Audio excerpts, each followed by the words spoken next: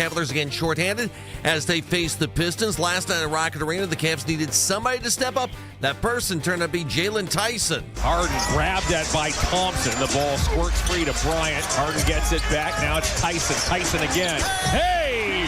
Knocks it down as Jalen Tyson has buried 5 triples here tonight. Courtesy Cavs, FanDuel Sports Network, Ohio. Good guys hang on to win it 113-109. Tyson, 22 points. Cavs get a split of the regular season series with the Pistons. James Harden and Evan Mobley each put in 18 points. During last night's win, Jared Allen had to leave the game in the third quarter with the Cavs calling a right knee injury. After the game, Allen said he'll be all right when asked how he was feeling after the contest. Guardians in Goodyear yesterday lose to the Dodgers 5-4. Guardians blow a 4-run lead as they fell to the defending World Series champs. Joey Cantillo got the start. He allowed 3 runs on 2 hits over 3 innings. Kyle Manzardo grand slam in the bottom of the first, and that accounted for all the runs for the Guardians that afternoon. Hear from Browns, their new coordinators, all live from Berea starting this afternoon at 12:30 right here on 92.3 The Fan. From the University Hospital Sports Desk, I'm Jeff Thomas. Up next time for the Ken Carman Show with Anthony Lima here on 92.3 The Fan. Catch Afternoon Drive with Nick Wilson and Jonathan Peterlin live on YouTube each and every weekday from 2 to 7 p.m. The Ken Carman Show with Anthony Lima. He was absolutely better than Sam Darnold up until when?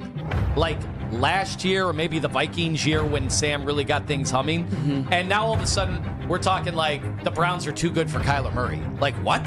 When did that happen? I don't think the Browns are When too did good. we become too good to take stabs at quarterback when we don't have our quarterback situation settled?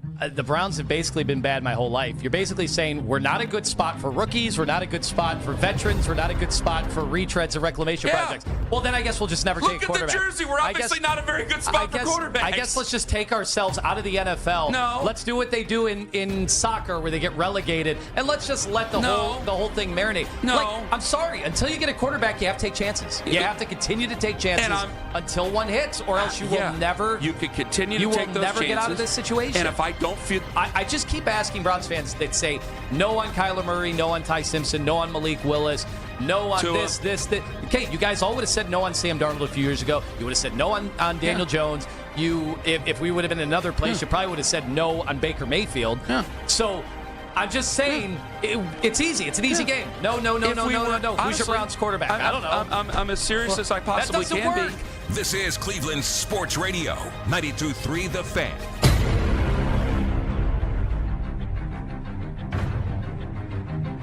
No. Got to turn my mic on before I do that.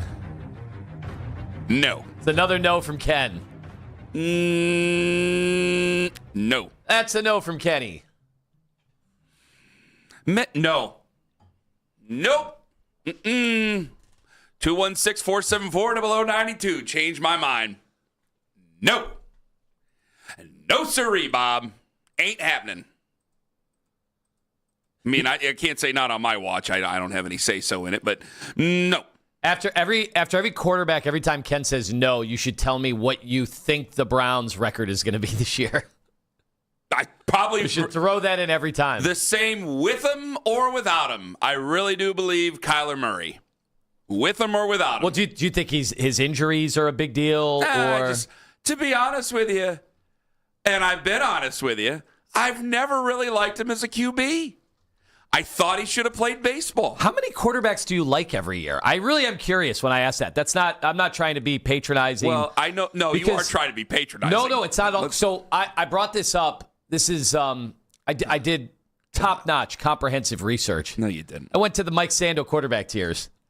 That's a lot better than a lot of folks will do with me today. The reason I do that is forget about what I think. Forget about what Ken thinks. What does the league actually think of Kyler Murray every year? There you go. And I remember that yesterday during the show, I said, hey, I heard Bomani Jones asking a very innocent, legitimate question, which was, when did Sam Darnold become better than Kyler Murray?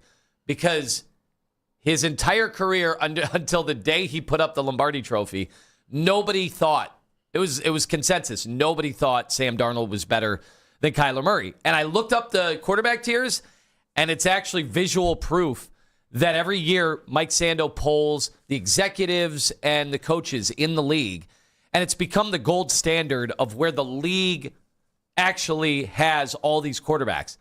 And you go back to 2020, so after his rookie year, Kyler Murray, 14th. So he was shot out of a cannon when he came into the league. Sam Darnold was 20th. 2021, Kyler went up to 12. Darnold, 24. The next year, Kyler Murray was the 13th best quarterback, according to the Sando ratings. Darnold was 32nd. So basically almost out of the league. 2023, 13th Murray was. Darnold, non-applicable. Wasn't even on there. He was so bad. 2024, after Kyler had the bad year and injured, 17th. Darnold, 29th. And then 2025, Kyler, 15th. Darnold, 20th. Ken, no. No. So a guy that's been around average or to slightly above average almost his entire career. Mm-hmm. And Ken Carman, a fan and commentator of the Cleveland Browns, worst quarterback room in the league. Kyler Murray is a no. And what? He's free now? He's league minimum, Kyler Murray. So you don't have to trade any draft picks. And he costs no money. Ken Carman is a no. I think the onus is on you, my friend. Not on me. I think the onus is on you. No. I'm ready to explain myself now? I would hope so. All right. Tell me I'm wrong. 216-474-0092. It first starts off with, I've never been a big fan of Kyler Murray. I've always thought he was vastly overrated. I didn't think he should have been the number one overall pick. Again, I'll say it again. I think he should have went and played baseball. I didn't think he was built for the league. I don't think that he puts in the type of work that one should to be to be a franchise level quarterback. And I also think that I am being told I'm afraid of my shadow. Guys, I'm not afraid. We've been bad most of my life. I am not afraid of being bad. My issue is that I think a lot of people are trying to find a way out instead of trying to find a way forward. I don't believe. What's the difference between that? I think there's a huge difference. Clarify. I think that there's a bunch of people that believe we are in a hole, and we are, and we need to find a way out of this hole. And I don't think we need to. It's not on me to find a way out of this hole. I didn't create this hole. I didn't want to make that trade 4 years ago, going on 5 years ago, whatever the hell it's been. I didn't want to make that trade. I'm dealing with it now, but I'm not going to sit there and try to find a way out. I want to try to find a way forward. My way forward is simply that, listen, I have a little bit more excitement over Malik Willis. I just think that Kyler Murray will come here on. It's cheap. He would play for the league minimum. I'm not going to use it would be cheap of me to sit there and make an argument. What? You're laughing at the responses to me already, I'm sure. Go ahead. It would be cheap of me to go, why would he pick us? Well, then we don't have a conversation. Because I can name a million reasons why he would not pick the Browns. But let's talk about why we would pursue him. I even said right for the show, I'm like, I would go to Minnesota. Yeah. So that to me is, that's a non-issue. I'm not saying that. I don't think he'd pick us, but I'm not going to use that. I don't think he's a top-level quarterback. I think, again, you've seen the best. It's middle of the road. I want to find a way forward. And I have all the time in the world now. I just don't want my time wasted. So if it comes to the quarterbacks that you have, fine. Because a lot of the reasonings I've heard for Kyler Murray are the best one you can really give me is hey, it doesn't cost a lot of money. He doesn't cost a lot of money. Okay, so he's cheap. But do you think that he's going to get you to the playoffs? He might have a better chance to get you to the playoffs than what you have. Do you think he can get you to the playoffs? Because to me, it's the only way it's worth it. Because I'm thinking about 2027. I'm not saying the T word. I don't want the T word. If you feel that he can go to the playoffs, give me an argument why. Give me every single argument why. I understand I'm coming off very stubborn and that I'm not moving off this position. You guys know me. I'm a reasonable person, as crazy as I am. I'm a reasonable man. If you could present to me all the reasons why you think this team will go to the playoffs, approach the playoffs, 9 wins, 10. You can get 10 wins and not make the playoffs. 9 or 10 wins, you tell me why. And not because of strength of schedule. That's fool's gold. I want to know legitimate reasons why he'll be there. Because if they don't approach the playoffs, and this is a one-year thing, then I've already put myself behind the 8 ball of being able to go out and get one of the quarterbacks that I can go forward with. I don't need to dig out of this hole that Andrew Berry created. Let me ask you. That's where so many of us are getting this wrong. So, a couple things. Let me see if we can find common ground on anything. Do we think, and have we not said over the last few years, that even average quarterback play with elite defense would get the Browns into the playoffs? Yes, we have. Okay, Kyler Murray's been above average his entire career. Have. Okay, that's one. Well, so what are you refuting now? Well, first off, I don't think he could play at an average level with us. I think he's been average with Arizona. You think Arizona's been some... You're giving me the past. No, they haven't been that great, but you're giving me the past. I'm trying to look forward to the future. He can be a better player for this football team. Mm-hmm. Could they approach the playoffs? Well, they better. But I don't think that they would even, if they got to 9 wins and didn't make the playoffs or didn't approach the playoffs and didn't look like they were going to be in a good spot with him in the future, then I think we're putting ourselves in a bad position for our future. And that's the issue, I think, when I'm saying moving forward instead of trying to find a way out. So you would say that basically about any team that goes after retreads or the reclamation projects, that's not a real plan for the future. I brought this up with Malik Willis. I think that if he showed you something, which one guy has way more experience than the other guy, so that means he has more bad things to put on tape. I understand that too.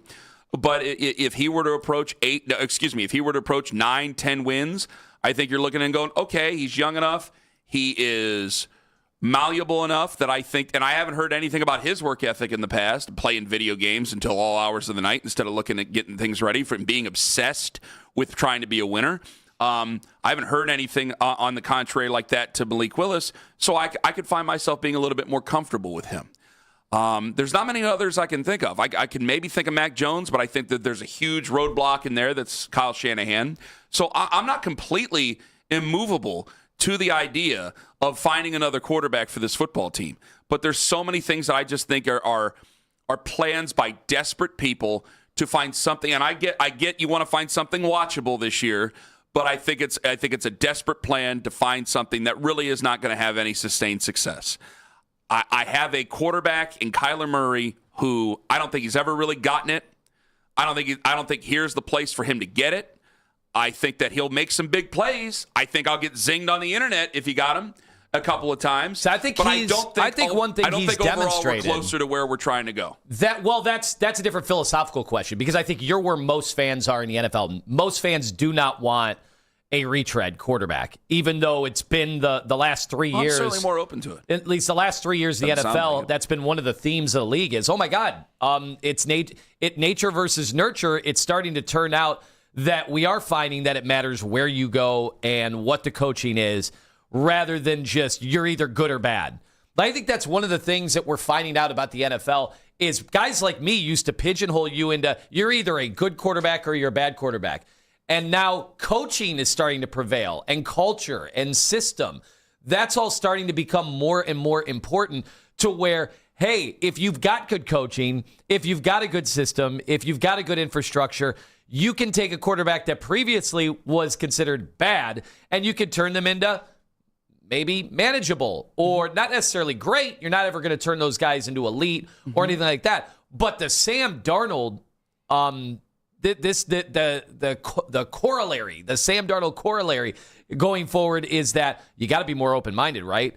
And now it's almost like people are starting to say, but is Jalen Hurts really good at all, or is it totally the system? Like he's one of those, we don't know what box to put him in. So when we've got guys out there that are saying, actually, Kyler Murray is better than Jalen Hurts, you have to stop and pause and say, wait a second. Maybe our preconceived notions are not as accurate as we thought. I'm with you that Kyler Murray, the reputation is horrendous. But then somebody like Todd Monken might go, oh, if I get my hands on that talent, you're telling me the guy that doesn't put the work in, they have to put the video game clause in, that is only 5'3", gets shorter every time we talk about Kyler Murray, that hasn't really performed well in bad weather. You're telling me that guy has still been average to above average his entire career? Wait till I get my hands on Kyler Murray.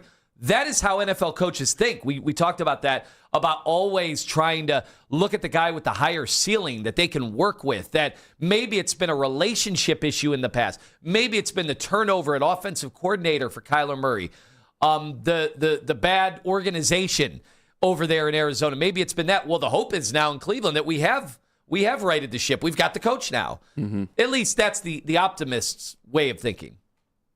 You make a hell of a point. I've never loved Kyler Murray. I know. All of this, I'm just trying to find, you were dead accurate at the start of the show on finding a way out of this. And I think most fans, they just want that rookie quarterback that over the course of 10 years will, hit a crescendo and get to a point. We'd all love to be there. I don't know if they're out there. Problem is, that's a year from now. Yeah. Well, it's a year from now. Most likely. What I'm saying is I'm willing to wait, but I also know that I think that me trying to give you guys, to sell you guys on an idea, like I think the Arch Manning conversation is not a conversation that's realistic as of March 4th, 2026. And me trying to sell you on the grand idea of any of these guys when we saw what was supposed to be a good class in 2026 fall apart, I think would be pretty foolish. But I think that by the time we get to the draft next year, I think there's going to be, one, you're hoping to have a better draft to support those guys around him coming in this year in 2026. You're hoping to have drafted better for those guys. I'm trying to make a long-term plan with somebody and then not follow it up the way we did with you-know-who back in 2021. That's what I'm trying to do. I think everybody else, I think we're latching on to these pie-in-the-sky ideas. I think a guy like Sam Darnold is dangerous because then we start to wonder what we could get out of a guy like that. And I go, you can make a lot of mistakes following the Sam Darnold route. And I told you this yesterday. All these guys went to better organizations that were more equipped, better ready to win. We are not that way. And I do not take him seriously because I don't think he's ever taken himself very seriously as a starting franchise NFL quarterback. I can't do it. I already got two guys we argue about. I'm not going to have another. The answer is still no. Plenty of people disagree, though. 216-474-0092. Am I wrong? Am I just part of the cult? Am I just part of the family? Am I just talking like Charles Manson over here? Well, Albert Breer, he might think so. John Fana might think so. We'll hear from them and what they disagree with me about coming up here in 5 minutes, as well as you guys on The Fan. Window.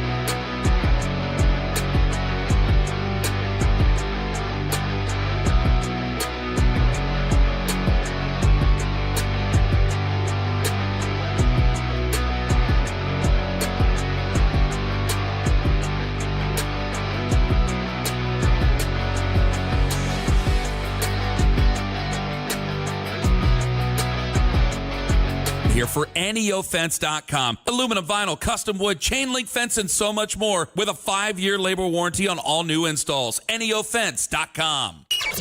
Listen to 92.3 The Fan on the Odyssey, iHeartRadio, and TuneIn app.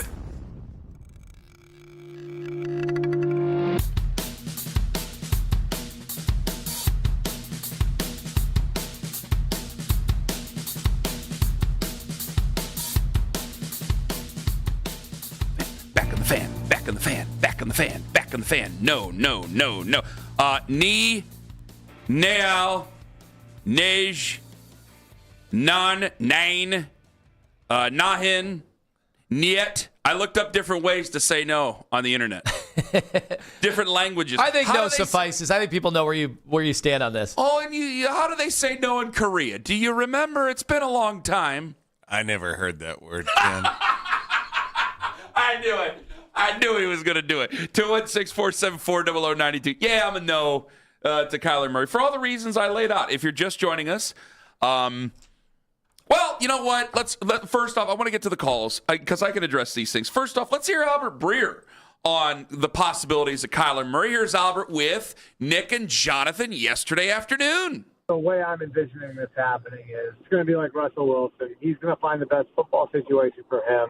You know, whether that's going and being clear-cut starters somewhere, whether that's competing somewhere, whether that's developing somewhere. You know, and I think a team like Minnesota, the Jets, the Browns would be in this mix. You know, teams that I think would give him the chance to get on the field in 2026 would have an advantage. And then it's just going to be about convincing him that you're the best place for him to go and play football and resurrect his career. So that sounds not like us. But that's an easy card for me to play. Because I'll tell you what, at 7 o'clock, I can't believe I finally get to say this. And I got 33 minutes, so you have a chance to do it. I'm going to get to the phones, I promise. But I actually think I'm going to say something about the Kyler Murray situation that nobody else has said. And usually that's complete hyperbole.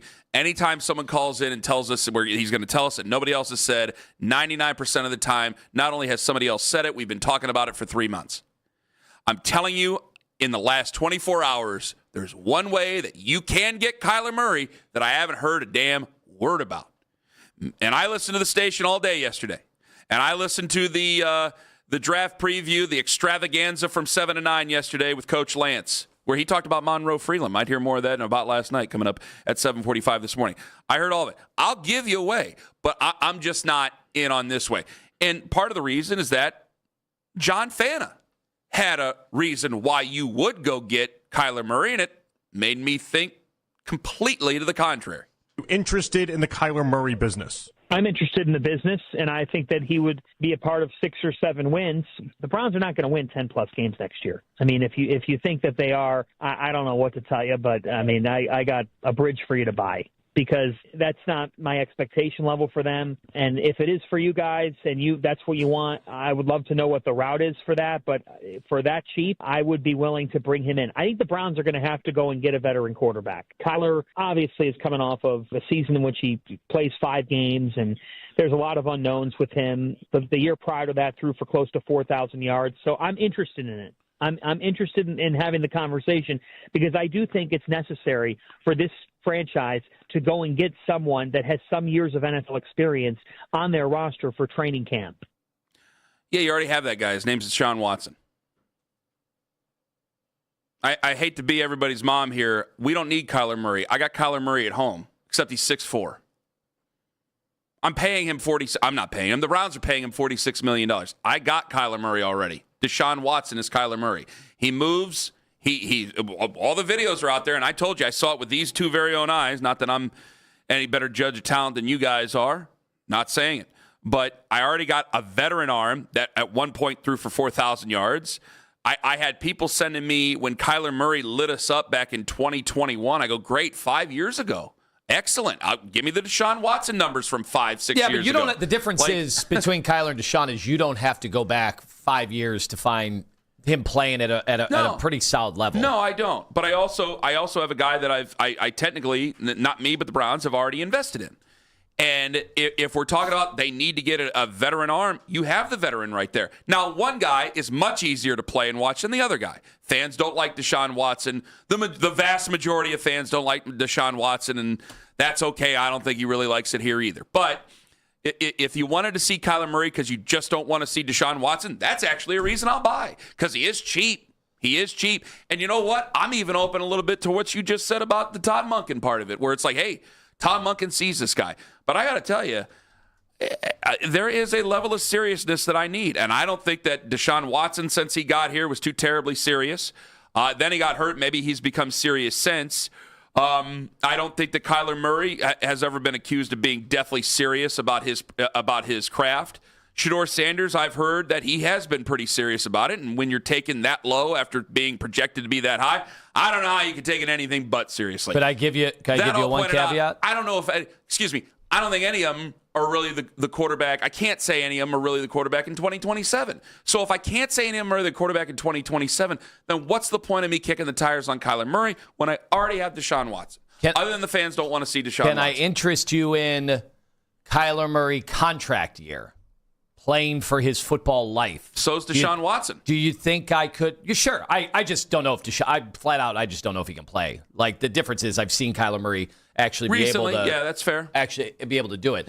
But is that something that might interest people? That if some of these guys you dangle the carrot and then it's a contract situation, and they are playing for not just a contract, they're playing for their livelihood in the NFL. That's a hell of a point. That's because I would go, well, then I have to have this conversation with you at the end of next year on whether or not I can trust him with another contract. Yeah. Let's cross that bridge when we get there. That's a totally legitimate question. Yeah. So, but I'm not going to sit there and nail it down in March when I don't know, because if he had a great season, I would probably be advocating to say, first off, I had no problem saying I'm wrong, and I'd be advocating to sign him to a long-term contract, knowing that in the back of my mind I'd be worried whether or not I can trust the guy. But I would think that you are getting a little bit older. He's 28. I think Kyler Murray is. Is he 28 years old? If you've been jettisoned from a team, paid to go away, if you've been jettisoned from one team and then you go to another, and they do the resurrection, you do become Sam Darnold's a bad example because he just won a Super Bowl. But use Sam Darnold because the issue with Minnesota, he was much better with Minnesota. No, I don't think a lot of people thought he was going to win a Super Bowl this year with Seattle, but he was good in Seattle, right? So if you use it that way, it's like, all right, I've learned what it takes to be a professional. Maybe now I'm on the straight and narrow. I'm open-minded to that. But in almost every sense, and yeah, there's a lot of preconceived notions here. I did not like him out of the draft. I did not think that he was going to be a top-end NFL quarterback. For a moment, for a solitary moment, I was pretty wrong about that. I don't think that he has any long-term possibilities with any team, let alone the Browns. And when I hear, well, Ken, that doesn't matter. We're worried about this year. No, you might be worried about this year. I'm more concerned with the future of the franchise. I'm not trying to find a way out of a bank robbery here. I'm trying to find a way to lay down a foundation that is going to prove success for this football team over hopefully the next 5 to 10 years. Yeah, well, then I guess that's where we have a fork in the road on if your philosophy is that then you would never go get Daniel Jones like the Colts did. You would never go get Geno Smith, a few years ago, not this version of Geno Smith. You would never go get any of these guys that were the talk of the league about, well, the NFL is now about being able to rescue. You can rescue somebody and turn your fortunes around. Then you would be of the GM ilk that you would never do that. The only problem with that thinking is then always looking at the next draft, always looking at, who's ahead, and then whether or not your team is even optimized to be able to bring in a rookie and have them have success. Well, you get caught chasing a dragon that might never show up when it comes to the drafted quarterbacks and things. And I can't find anything too perfect, but I think I'd much rather invest in somebody else. Let me ask you this. Do you think Kyler Murray, I think it's pretty clear, he is a massive upgrade over what you have currently, right? I don't think it's a massive upgrade, no. Oh, I mean, no. There's no numbers that support your way of thinking compared to that's fine. So you think Kyler is nowhere near as good as he was 2 years ago when he was healthy? You think he's lost it? Because the Kyler Murray from last year obviously was a total forgettable year. But if you go back 2 years, he was, again, and the league thought he was above average. I don't trust the Cardinals per se. Mm-hmm. But why, if he could show anything, why would the Cardinals walk away from him at $30-something million this year? Oh, I think there's a bunch of reasons. Part of it is they're reconfiguring they fired their coach. They're going in a new direction. You know, it's what all these teams do. Why did we ever say goodbye to Baker Mayfield? Well, we had 100 reasons for it at the time. But remember, that coach that they fired also did not want to play Kyler Murray. Mm-hmm. So the coach that they fired didn't want to play Kyler Murray. So, again, I can't necessarily trust the Cardinals, but I would also say if he could do something 2 years ago, why does he need a change of uniform? Why can't we just resurrect him then? Like that, hopefully I'll never have to make that argument, but we kind of went down that road a little bit in 2021 with you-know-who. Like, why is there a change of scenery that's needed? Why can't we bring this back to zero and get this thing going again? Arizona's decided not to do that. Well, and obviously the GM they have is not the guy that drafted him. But in a league where there are fewer quarterbacks than ever that seem to be passable, and we're revitalizing other quarterbacks just to get by, I don't think that's great practice by Arizona, but I think Arizona them making that move, them being in a position where they need a quarterback, where they let a guy go who they're paying him so much money, doesn't make me that excited to say that he's that much better than what we already have. No.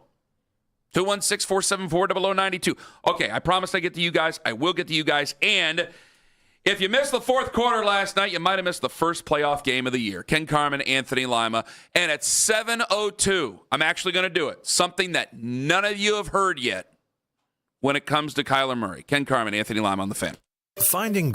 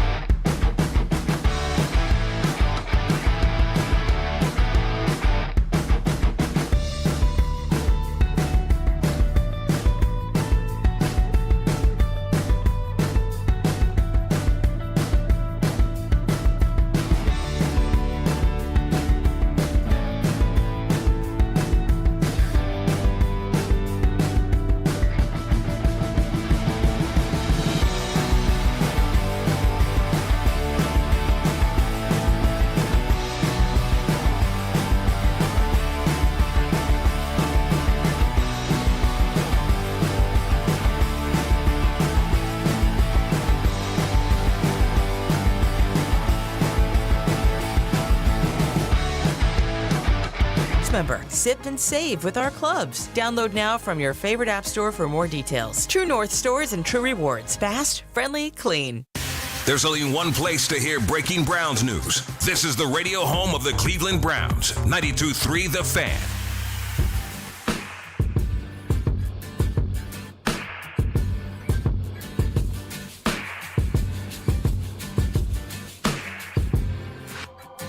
Coming up later, I think this is going to be a major problem for Anthony, but I think it's a golden opportunity for him. Also, 7 o'clock, I'm actually going to say something that none of you have heard over the last 24 hours about Kyler Murray.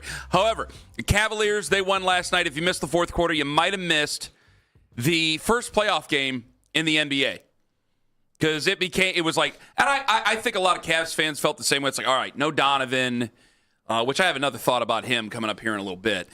No Donovan, we're struggling to get by with some injuries here. And then, like, Jared Allen went down in the third, which he says he'll be okay, and next time they play is on Sunday. That's a ways off. But in the fourth quarter, things certainly heat up. Lima, you came away spirited from yesterday's win. Yeah, it absolutely was huge. The way that game was, kind of the Cavs led most of the way, and then Detroit turned up their defensive intensity. And all of a sudden, James Harden was having trouble dribbling the basketball, and I'm like, oh, no, how much of a deal. Now they've kind of figured out that they can kind of pressure him with their big athletic bodies, which they have. They've got guys that can certainly do that. That's their calling card. And then we couldn't operate. We couldn't even get a pass to anybody. There was a quick, erasing of the lead. Then we got that down. I was like, oh, shoot, we're in trouble now. But they weathered the storm. And then between Keon Ellis and Jalen Tyson, just coming up massively huge defensively. And then you feel like right now, Ellis, we know he can shoot the ball, but he had some other forays, some drives to the basket, and then Tyson just continues to cash in these threes. And this is just so big for this offense to be able to not have to sub him out or go possession by possession. He is a true, not just a 3-and-D player. He's so much more than that. He is a full-time basketball player that you're hoping can continue at this level once the playoffs start, because he's got virtually no playoff experience. And it's tough to rely on those guys in the playoffs, but they will need to rely on Jalen Tyson. So J.B. Bickerstaff last night had some choice words. Is that the case? I'm hearing before about the game. Okay. Yeah, because so they played Friday in Detroit, right? Yeah. Anonymous Cavs said they're not in our class. Told Chris that anonymously. All right. So he was asked about it in the pregame. All right. Honestly, what, if any, response do you have? I have no response. If you mean it, you don't say it anonymously. I say all sorts of things behind people's backs. There's nothing wrong with that. But you don't really say it anonymously. I don't know that it's anonymous. You don't really say it anonymously. It eventually comes through. Yeah. It's just like, well, he doesn't know it now, but he's eventually going to know. But anonymously. Well, you got to let him know. This Cavs conversation brought to you by the fine folks at Surfside Hard Iced Tea, who ask you to please enjoy responsibly. Charles Davis, 9 o'clock. We'll talk NFL with him. All right, first off, J.B. Bickerstaff's a hothead, that makes me like J.B. Bickerstaff a lot. I thought he bitched to the refs way too much when he was here. He actually does it a lot now that he's in Detroit. But there's a lot of things I like about J.B. Bickerstaff. I think he's a tough guy. That's some tough guy stuff right there. You thought that yesterday could end up being a pretty chippy game. Yeah, and it eventually got there. Because when Tobias Harris laid that elbow in, which you didn't even seem to have a big... I don't want to take your words from you. You didn't seem to have the biggest issue with when he laid it into Keon Ellis. I was like, oh, this is when Lima's right. This is that time of the year, man. Lima's right. Here we go. All we talk about are the tanking teams and the teams not trying and the load management. Well, here we go. We've had 2 games against Detroit, physical games where these 2 teams do not want to give the other team the edge. And I got to tell you, the Cavs through these 2 games, not only have they answered the call, and I know they lost that first game, the Cavs have got to be feeling so much better psychologically than the Pistons are at this stage. If they're willing to say that they weren't in their class, are they willing to? Which, honestly, I got to ask, are you comfortable with him saying that? With anonymous Cavs players saying that right now, considering the Cavs' history over the last 3 years? Right, yeah, obviously, the Cavs have not accomplished anything. I think when you can start to say something like that is because they've got a new composition. They do feel like they're going to be more ready this time around for the physical challenges that present themselves come playoff time.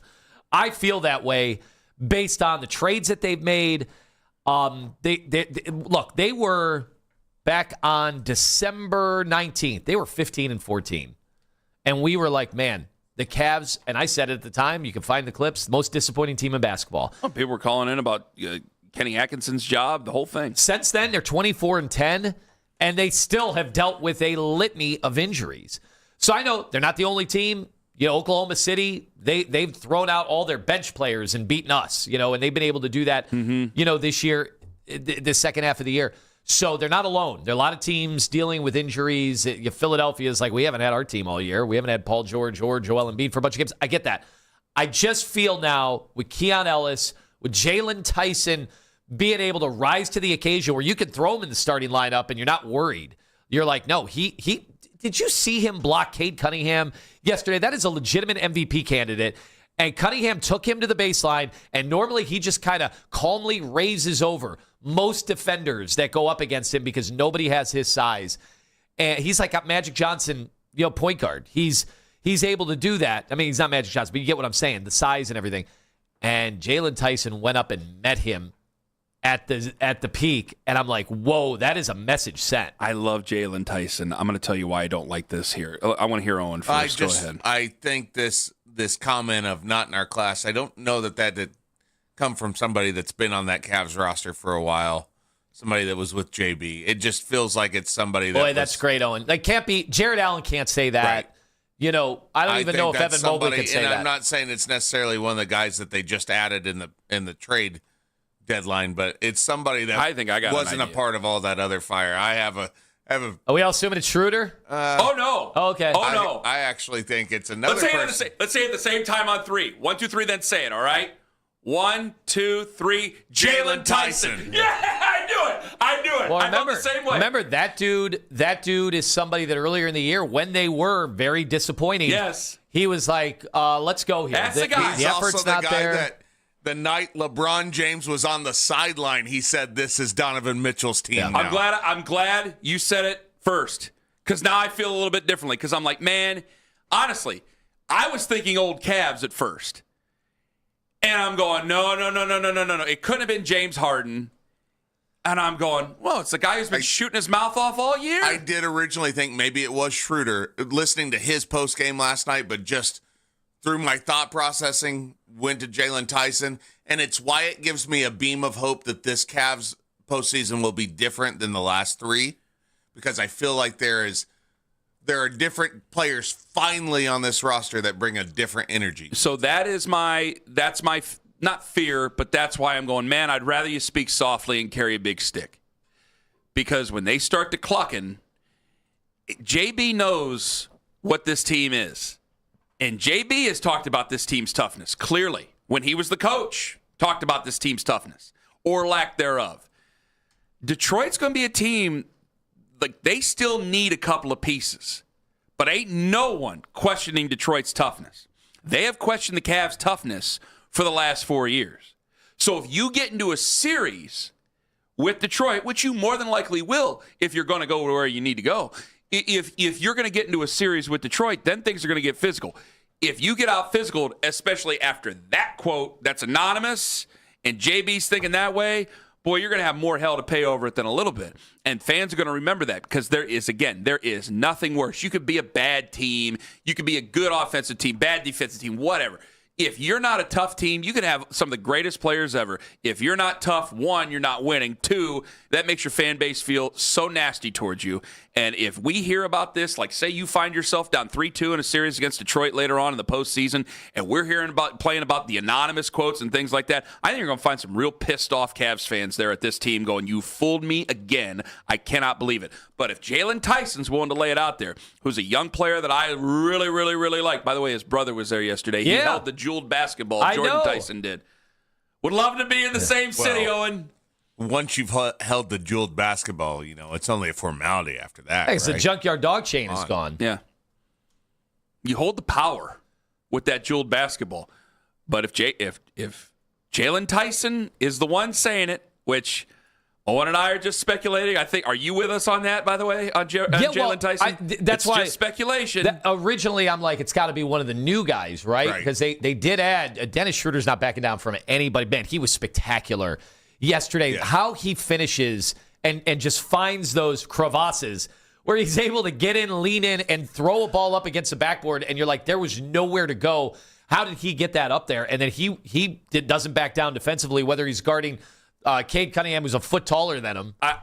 I get excited over Jalen Tyson. I'd feel better if it was Dennis Schroeder. Dennis Schroeder's been in the league 13 years. But this is like key. Jalen Tyson. I feel like Jalen Tyson was a guy that had a front row seat to it all last year. He only got 12 playoff minutes. Didn't get to be a contributor like he probably thought he deserved to be.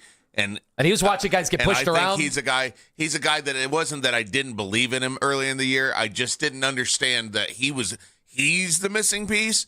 But man, he's become kind of the energy of the team, right? Yeah, but there's also like when he said this is Donovan City, like Donovan looked at him like, hey, young blood. Hey, maybe don't do that. And if you're saying these things, if Dennis Schroeder says it, Dennis Schroeder can say it. He's been in the league 13 years. That's a lot of experience. But Jalen saying it might be different. So you're going to have to rise up to that occasion. For the, hey, it's going to be the same old, same old. And there are some of you out there, the doomers when it comes to the Cavs. Like, they have 4 new guys this year between Harden, Tyson, like we said, is getting elevated with his playing time. Didn't really play in the playoffs last year. You've got Keon Ellis. These guys and Dennis Schroeder, these guys, they now have a different makeup. They're bringing a different attitude that was sorely missing. And the one guy who was kind of an annoying pest, Max Strus, he's going to be back soon as well. We'll go around the Eastern Conference at 8 o'clock. Ian Begley from SNY, Brian Barrett from The Ringer in Boston, Brian Chapman, 97.1 The Ticket in Detroit. Man, we should play that clip for him and see what Brian Chapman has to say. Coming up at 8 o'clock when we go around the Eastern Conference. Coming up at 9, Charles Davis is going to join us on the show. First question I'm going to ask him, guys, what would make Kyler Murray pick the Browns? Because there's one guy that can change my mind about bringing in Murray. And unfortunately, I love Charles. It's not Charles. There's one guy who could change my mind, and none of you have said it in the last 24 hours. Something none of you have said, and I haven't heard in the last 24 hours. You want Kyler Murray? There's one way I know you can get him. It's coming up in 5 minutes on The Fan. This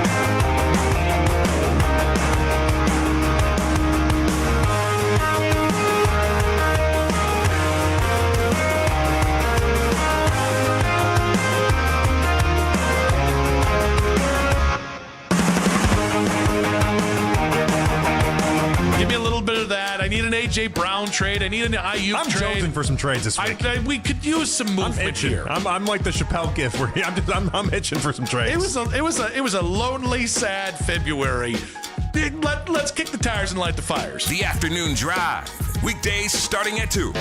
We are Sports Radio 92.3 The Fan.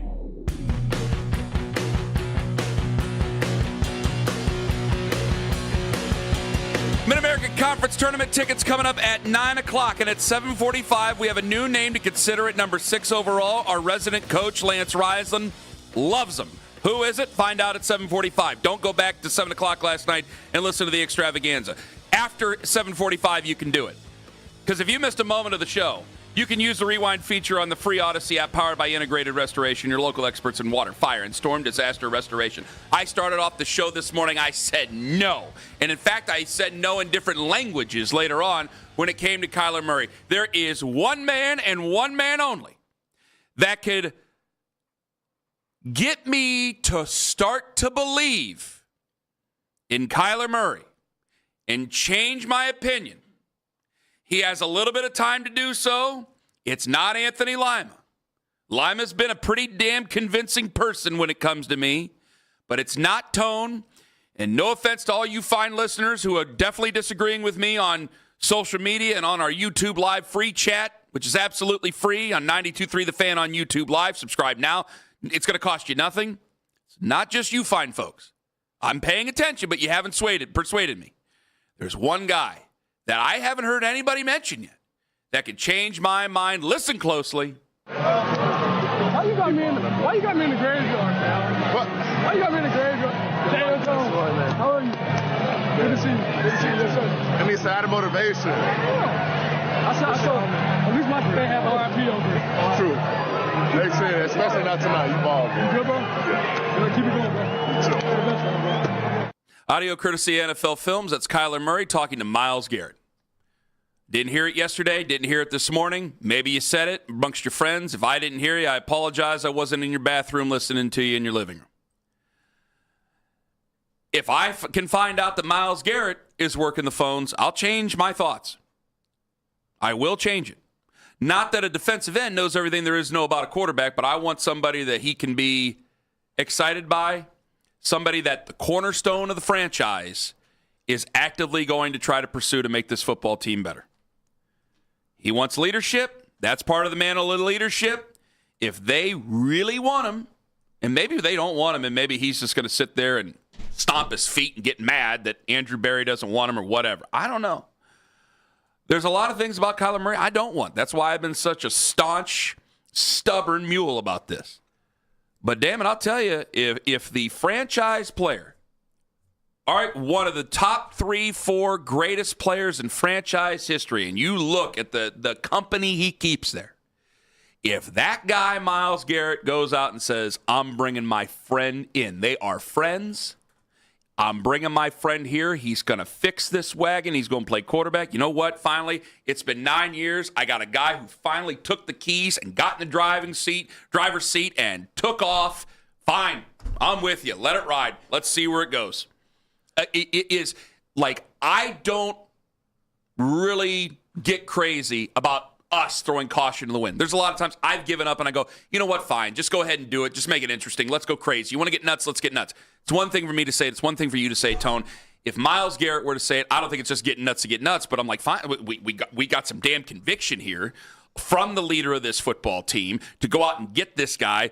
You want him. You can get him. Go get him. It's your buddy. Well, I wish I just knew. I feel like we're having this conversation without some crucial information. And that crucial information is Todd Monken, the new head coach, and Andrew Berry. Are they aligned on one thing? And that one thing is, how desperate are they to elevate the quarterback room right now because they want to win games right now? Well, I hope they get that figured out in the interview process because he hasn't been hired for that long. Because if it's all about, like, I know we have some comments from Albert Breer about what kind of year this is, and I think the term transition gets thrown around, rebuild gets thrown around. Well, if there's no rush to win games, then here's where I will 100% agree with you. Then there's no reason to bring in Kyler Murray. Because what I'm telling you about Kyler Murray is he is the best proven quarterback that they could bring in right now and for the least amount of resources. And where with an elite defense, Kyler Murray to me is 100% capable, if he stays healthy, of winning 9 or 10 games with an elite defense. Because we just saw last year, did they end up with 5 wins last year? And we talk about how many special teams gaffes there were, and just you had the worst quarterback play in the league, or some of the worst quarterback play in the league. Well, with those improvements and better coaching, if you believe that Todd Monken is going to be put in a better offensive system that will actually marry the talent and the system together, then yeah, I could see them. Especially with Myles Garrett doing what he's doing on a snap-by-snap basis. Yeah, they could win 9 or 10 games with Kyler Murray. 100% I believe that. But if that's not your goal, if your goal is more about retooling all the offensive, personnel, getting younger, and then getting ready for that next year where you're either playing on the Shedeur Sanders lottery ticket and going, man, if that hits, then we don't even need to draft a quarterback the following year. Or if Shedeur plays anything like he played last year, or even with all the help around him, doesn't really prove that he can even be an average quarterback in this league, then we're going back to the well in the draft. If that's what they're aligned on, then no, Kyler Murray doesn't make any sense at all. But if the goal, and I thought you said last week, you just want to guarantee that they get legitimate quarterback play this year. Kyler's given you that every healthy year he's been in the league. He's given you that last week. Well, I thought that started our debate, or maybe it was a couple weeks ago, about the path to not wasting your time. Well, Kyler Murray can give you. I told you around the league, the thought was he's been average to slightly above average his entire career until last year's horrific year. It would mean, am I foolish to think that about Myles Garrett? That if I publicly found out that Myles Garrett was working the phones, he's a free agent. You can talk to him, or he's going to be a free agent. You can talk to him however you want, however you please. Players are allowed to talk to each other all they want. You can't get into tampering over that, right? Players can talk all the time. Players talk, conversate, have plenty of conversations with each other. But it's funny you bring that up. A year ago, am I foolish? Well, a year ago when Myles Garrett is like, yeah, they told me the plan, and then I signed on the dotted line.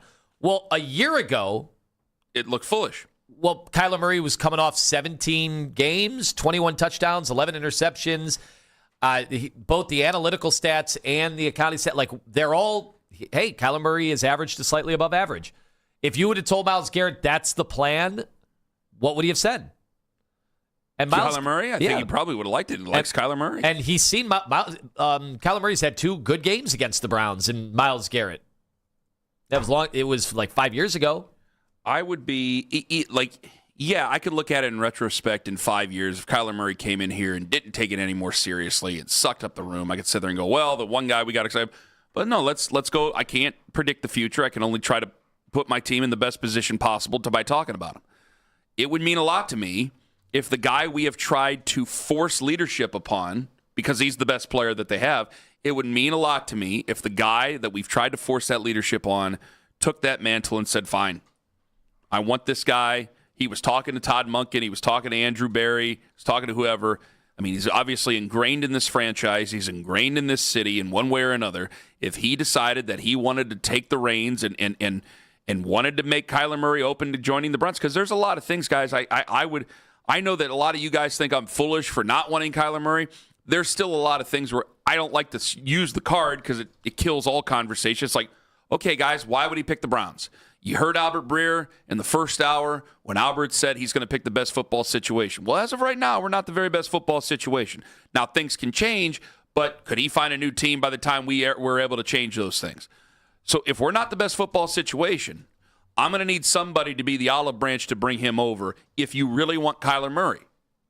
Nick and Jonathan are open to him. I'm surprised. Nick and Jonathan are open to him. A lot of other people are open to him. I am not an unreasonable person, but I have to hear it from people that I would trust or want to trust, and Myles is one of the people that I would want to trust. It's his football team. It's not mine. I love the Browns. I want him to go in the direction I think is going to be best for success and get us out of this mess. But Myles is the one who plays for him, and if I find out that Myles is the one who wants Kyler Murray, will I be critical in 5 years if he sucks? Yeah, but I don't think I'm going to be nasty. He was only trying to improve his football team, and he thought very highly of his friend. Okay? I'll be fair about that. But I got to tell you, hey, I respect you, Tone.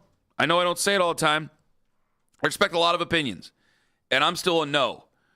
If I find out that the buddy of his wants to go out and get him, yeah, go ahead. Fine. I would feel a hell of a lot more better about my... Is it wrong for me to feel that way about a defensive guy? With the exception is the defensive guy is the greatest guy who's ever played in defense on your football team. Your football team's an old football team. Like, they're old. They've had a lot of guys play defense. He's the best, clearly, who's ever played defense. He is a freak. He is a god among gods of pass rushers. He may end up with the all-time pass rushing sack record. He might end up being able to play until his late 30s for all we know, which I did not assume a couple of years ago when we were grinding it out on contracts and things like that. There's so many things that get wrapped up into him. And if you're not going to trade him, and you're not, and I can't condone it because of the other moves that you've made, if you're not going to trade him, if he feels that strongly about him, then damn it, I might as well give him a seat at the table. I kept him for one reason. Want to help win football games. Well, if he knows a quarterback that it's hard for him to get to that can help them win football games, if he truly believes it, then yeah, I'll listen. I will certainly listen to Myles Garrett. To me, that's probably the only one you're going to get me. Like, even if it's Todd Monken, I could look at it and go, are we just desperate to start winning right now? Are we just desperate to start doing this right now? Or is this something that we could put together a plan with? So if you want Kyler Murray, you got to get his buddy to vouch for him. For me, anyway. I mean, you guys can feel however you want. And there's a lot of people who disagree with me right now. But for me, you get his buddy to vouch for him. The greatest defensive player of all time, one of the greatest players in Browns history, probably one of the 3 or 4 greatest players in Browns history. Yeah. Okay. I'll change my mind on that. He knows more than I do. And it would show me leadership that we've been yearning for a decade now. 216-474-0092. Coming up at 7:45. We got a new name to consider at number 6 overall. Our resident coach, Lance Reisland, absolutely loves him. What's the latest with Jared Allen's injury that happened last night? We'll find more about that and about last night. And another name has been thrown around at 3 different trading spots or drafting spots for the Cleveland Browns. And also, Lima, this is going to be a major pain in your ass this weekend. Consider it a golden opportunity. I'll explain it at 7:21 on the Fan. Northeast Ohio.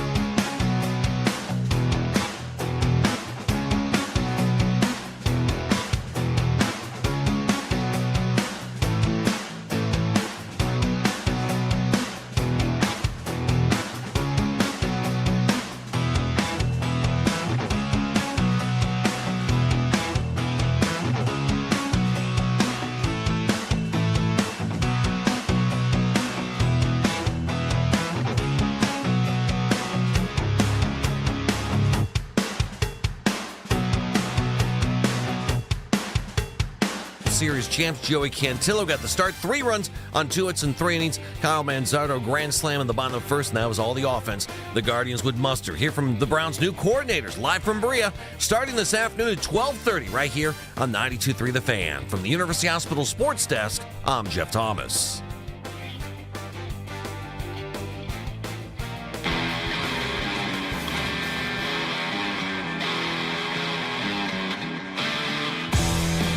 Mary Kay Cabot joins us tomorrow morning, 8:20, and you guys know I respect the hell out of her.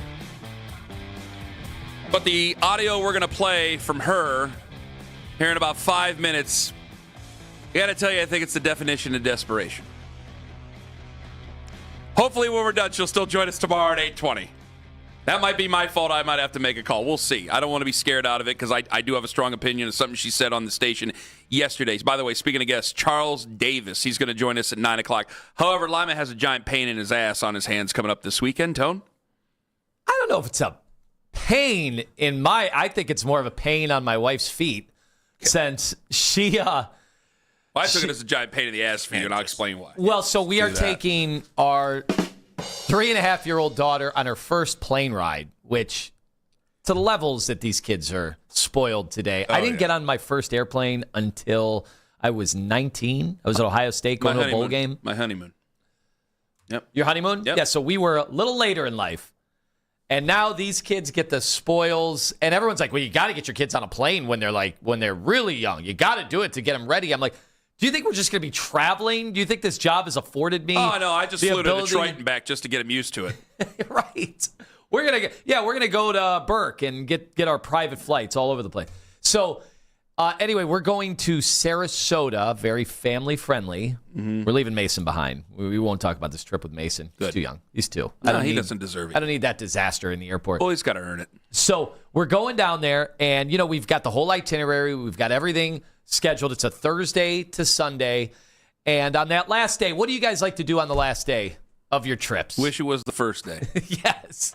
Get extra drunk. Yeah, you're dreading. That's honestly. Oh, if you're flying, oh, yeah. I'm going in lubed up. You guys remember the old benders. The last day was out of control. Mr. Whiskers. Whatever we've got in the arsenal, we throw it all together before we get on that flight. On the pod tomorrow after the show, can you talk about the Mr. Whisker story? Remind me to bring up the Mr. Whisker. What you can say publicly. Go ahead. So the whole itinerary, going to the huge aquarium, we're doing this, we're doing that. It's going to be 80 degrees down there. It's going to be nice here too, but it's going to be 80 degrees down there in Sarasota. The whole thing is scheduled to a T, including Sarah getting up early on Sunday and taking the rental car to the start of the half marathon that she is going to run and then finish, shower, and get on an airplane. That is what my wife is going to do. That's in Sarasota? On this very leisurely get out of Cleveland. So when you told me this, I did not understand that this was the morning that you were flying out of there. Yes. Oh, yeah. That's what I knew. I knew what he was saying. That's why I said it's a giant pain in the ass. Now, she tends to get these things wrapped up a little quicker than maybe you and I would if we participated. What are you trying to say? That we're not as fast. I'd wrap up. I have a heart attack by the end of the first mile, and I'd be done. She's running a damn half marathon on the final day. Well, I just thought about it for you. It's like, well, all right, when are you packing to go back? Yeah, and you got Izzy.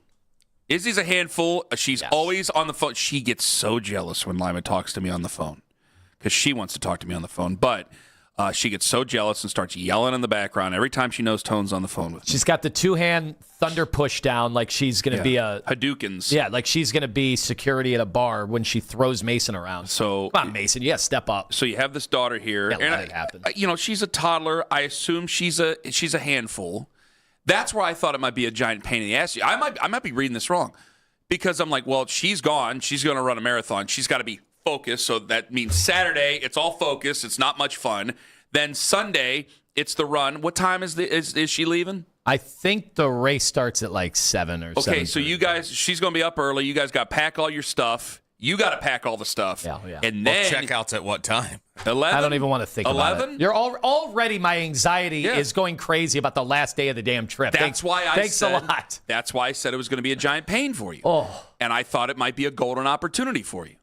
But I don't want to force my beliefs upon you. Well, we have to be at the finish line. Like, we have to be there. That's it. Cheering That's exactly around, right. pom-poms, Let's go. Can I bring a flask? So it's vacation. Yes, you should.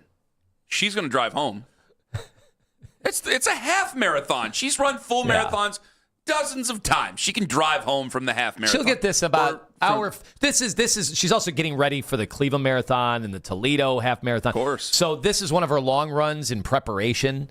So this is like a training day. So she's not running this to like win or anything like that. I'm going to drop her off at the Canton Wait Marathon. a minute. No, on Shore stop. Avenue. If you're flying to Sarasota on your vacation and on the last day running a half marathon, the same day that you're getting on an airplane, and you're not running it to win, what the hell are you doing? Good point. You better be trying to win the damn thing. There better be a medal. If you're going to be put out like this, there better be something involved. Well, the question is she going to wear the $500 marathon shoes that I bought her, or because they don't go on every training run? Those you can only wear like 4 times. The $500 shoes I got her 4 or 5 times. I think the last one she threw out after 3. Do you feel like every run's there's $100? Yeah, that's exactly how I do it. 100%. That one might be 125. I mean, at least she's actually won. So I guess it's a good investment. Well, I looked at her last time at a half marathon that she ran down in Akron. She would have won the Sarasota race last year. But it depends on who's there. They named the city after her. She better win. With an H? They got to throw the H in there. So you gotta take this. Rana, they're gonna change. You gotta focus on not. Ken's not even allowing that. No, he's not even processing. Go to a town in Florida with your name in it. Mm-mm. No, like Daytona. No. Tona. All right. So Saturday night. Saturday night, you got to make the plans. Sunday morning, your major Kennesaw. Your major issue. That's in another state. Your major issue, Kissimmee. No, that doesn't work. Your major issue is to not bitch. Oh, that's not even. It's not even on the table. Because I did this. You know, we've been to Disney now a few times, Liz and I, and our children a couple times.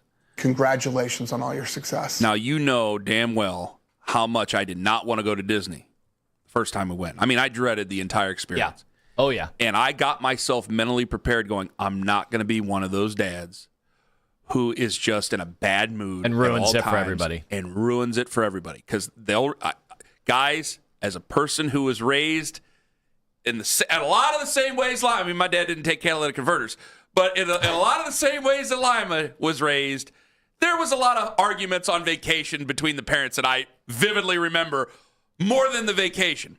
And I knew, I'm not going to allow that to happen. So the challenge is on you. This is going to be a very stressful situation for you. You have Izzy. You have Saturday night into Sunday morning. You have to get her ready. You have to get everybody ready. Oh, my God. You have to be at the finish line. And you, my friend, better not complain. You better find a way to swallow it and then use it later on. Because they know. They do know. She's a good woman. I give Sarah a lot of hell. She's good. She will remember if you are helpful in this situation and you're not a jerk. She will remember. She damn well better, because this is a lot to ask of you in a quick situation here on a vacation. Now she's going to run a half marathon you got on the day you're leaving. That's a hell of a lot to do. In $500 shoes. I don't know if she's using them yet. The problem is I don't want her to use them because then it accelerates. Especially if she's not trying to win it. It accelerates when I have to get the next pair of shoes for her. Buy some Hillies and get at the top of that hill. What if she wins when she's not even trying to win? Was it even worth running then? Yeah, well, a lot of these races is about the competition. Like, there are certain races she knows she has no chance to win. It all depends on who's It's like when the Winston Cup guys drive in the Busch Series and people complain. It's exactly like that. I was just saying that to my friends. Yep, bingo. Yep. Kyle Busch don't need to be running no truck races. Damn straight. They do it for the love. What the hell's he doing? Sarah don't need to be running no half marathons in Sarasota. We won't talk about Tony Stewart and those dirt races. 216-474-0092. Mary Kay Cabot was on Basket and Phelps yesterday. You have that? Thank God, because we got to move on. Mary Kay Cabot was on Basket and Phelps yesterday, then said this. I guess it just depends for the Browns on if they feel like one of these guys could help them out as a developmental quarterback, or if, in the case of Ty Simpson, they felt that he had higher upside than Shedeur Sanders. That would be the case if you were going after a Ty Simpson, who I think would be drafted much higher than those other guys. I know the Browns will at least consider him at number 6, number 24, number 39. At this point, I still think that Shedeur has plenty over him just in terms of the experience that he's had here. But you never really know. You don't know exactly what these guys are thinking. But I didn't come away from the combine thinking that any of these guys were going to be coming in to replace Shedeur. So they'll consider him at 6, but none of these guys are coming in to replace Shedeur. Did I hear that wrong? Did I hear that wrong? Did I hear it right? That's what she said. Okay. Yeah. If they take Ty Simpson number 6, you can get rid of the rest of the quarterback room. You can get rid of them all. You can just cut him if you want. Honestly, just cut him. It's Ty Simpson at number 6. He's only had 15 college starts, though. Yeah. So how are you clearing out the room?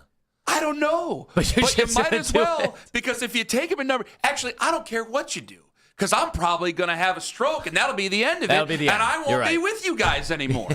I won't know what day it is if they take him at number 6. But if they take him at number 6, see, this is where my mind is.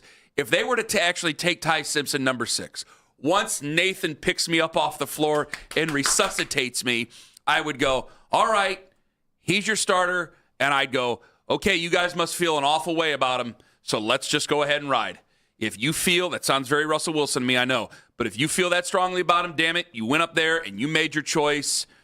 Come hell or high water, you made your choice, brother, and you took Ty Simpson at number 6. I'd feel better about him if they sat there and waited till 24-39. If they're gonna entertain it at all 3 positions, well, if you don't feel confident about a rookie quarterback, then why am I taking him when I can have other positions being played in the position or other positions being taken that can go ahead and help another quarterback win, whether it be Deshaun, whether it be Shedeur, whether it be Dylan Gabriel, whether it be anybody. Like that is my entire issue with the quarterback thing. If you're gonna take a quarterback, like this is the whole thing with the Kyler Murray stuff. If we're going, well, what's it cost you, this, that, and the other? No, I want some conviction, damn it. I miss the days of people angrily arguing over Baker Mayfield. You know why? Because there was passion. Because there's something in there. There's something in there for the guy. I miss that. And I'm not saying, well, you could go with Kyler or you couldn't go with Kyler. Yeah, you could go with it. No, you take Ty Simpson at number 6. We are having knockdown dragouts, and they are planting their flag on what they think of him. Fine, go right on ahead and do it. But you can just clear out the rest of the quarterback room then if you want to, because you got to hand the keys over to him. Kenny, why can't I get out of my head the thing that McShay said? And a few others have agreed. Many have disagreed, but a few others have agreed as well that Ty Simpson, until the injuries mounted and things kind of collapsed there at the end of the year, that his tape was better than the number 1 overall pick. And Garrett Nussmeier last year, 2 years his ago, tape was good. Looked like he could have been the dark horse for the number 1 overall pick. In fact, I said that, but other more knowledgeable football guys were saying it too. Drew Aller 2 years ago, what were people saying about him?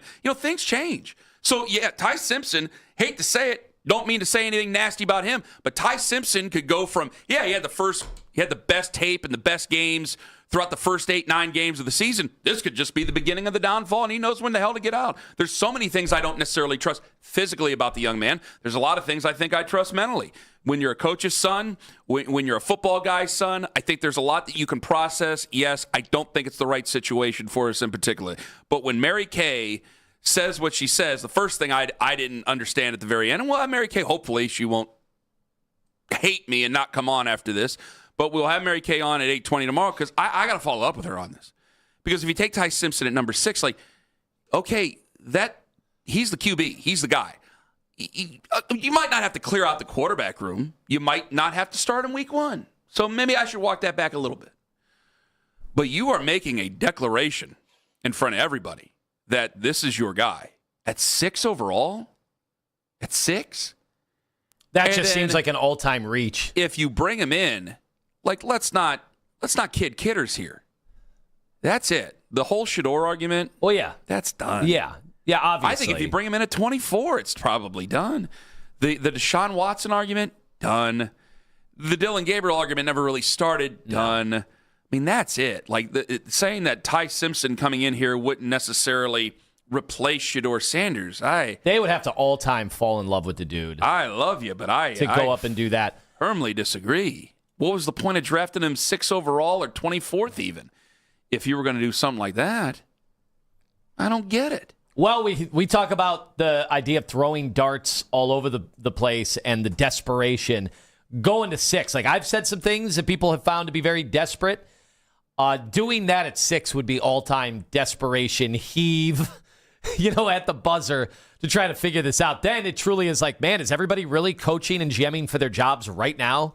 Because that's what that would feel like. We go around the Eastern Conference coming up at 8 o'clock. That's a very good point. Brian Chapman, 97, won the ticket in Detroit. He's going to join us during that because we go to great 3 different people. Ian Begley, SNY, Brian Barrett, The Ringer in Boston. But I want you to hear a clip that we're going to play for Brian Chapman. 97 won the ticket in Detroit during Around the Eastern Conference at 8 o'clock because he might have something stronger to say than what J.B. Bickerstaff had to say about anonymous quotes from the Cavaliers about the Detroit Pistons and a rivalry possibly reborn last night. Coming up in 5 minutes at About Last Night, we got a new name to consider at number 6 overall, and our resident coach, Lance Reisland, loves him. Who is it? We'll tell you in 5 on The Fan. It's Anthony.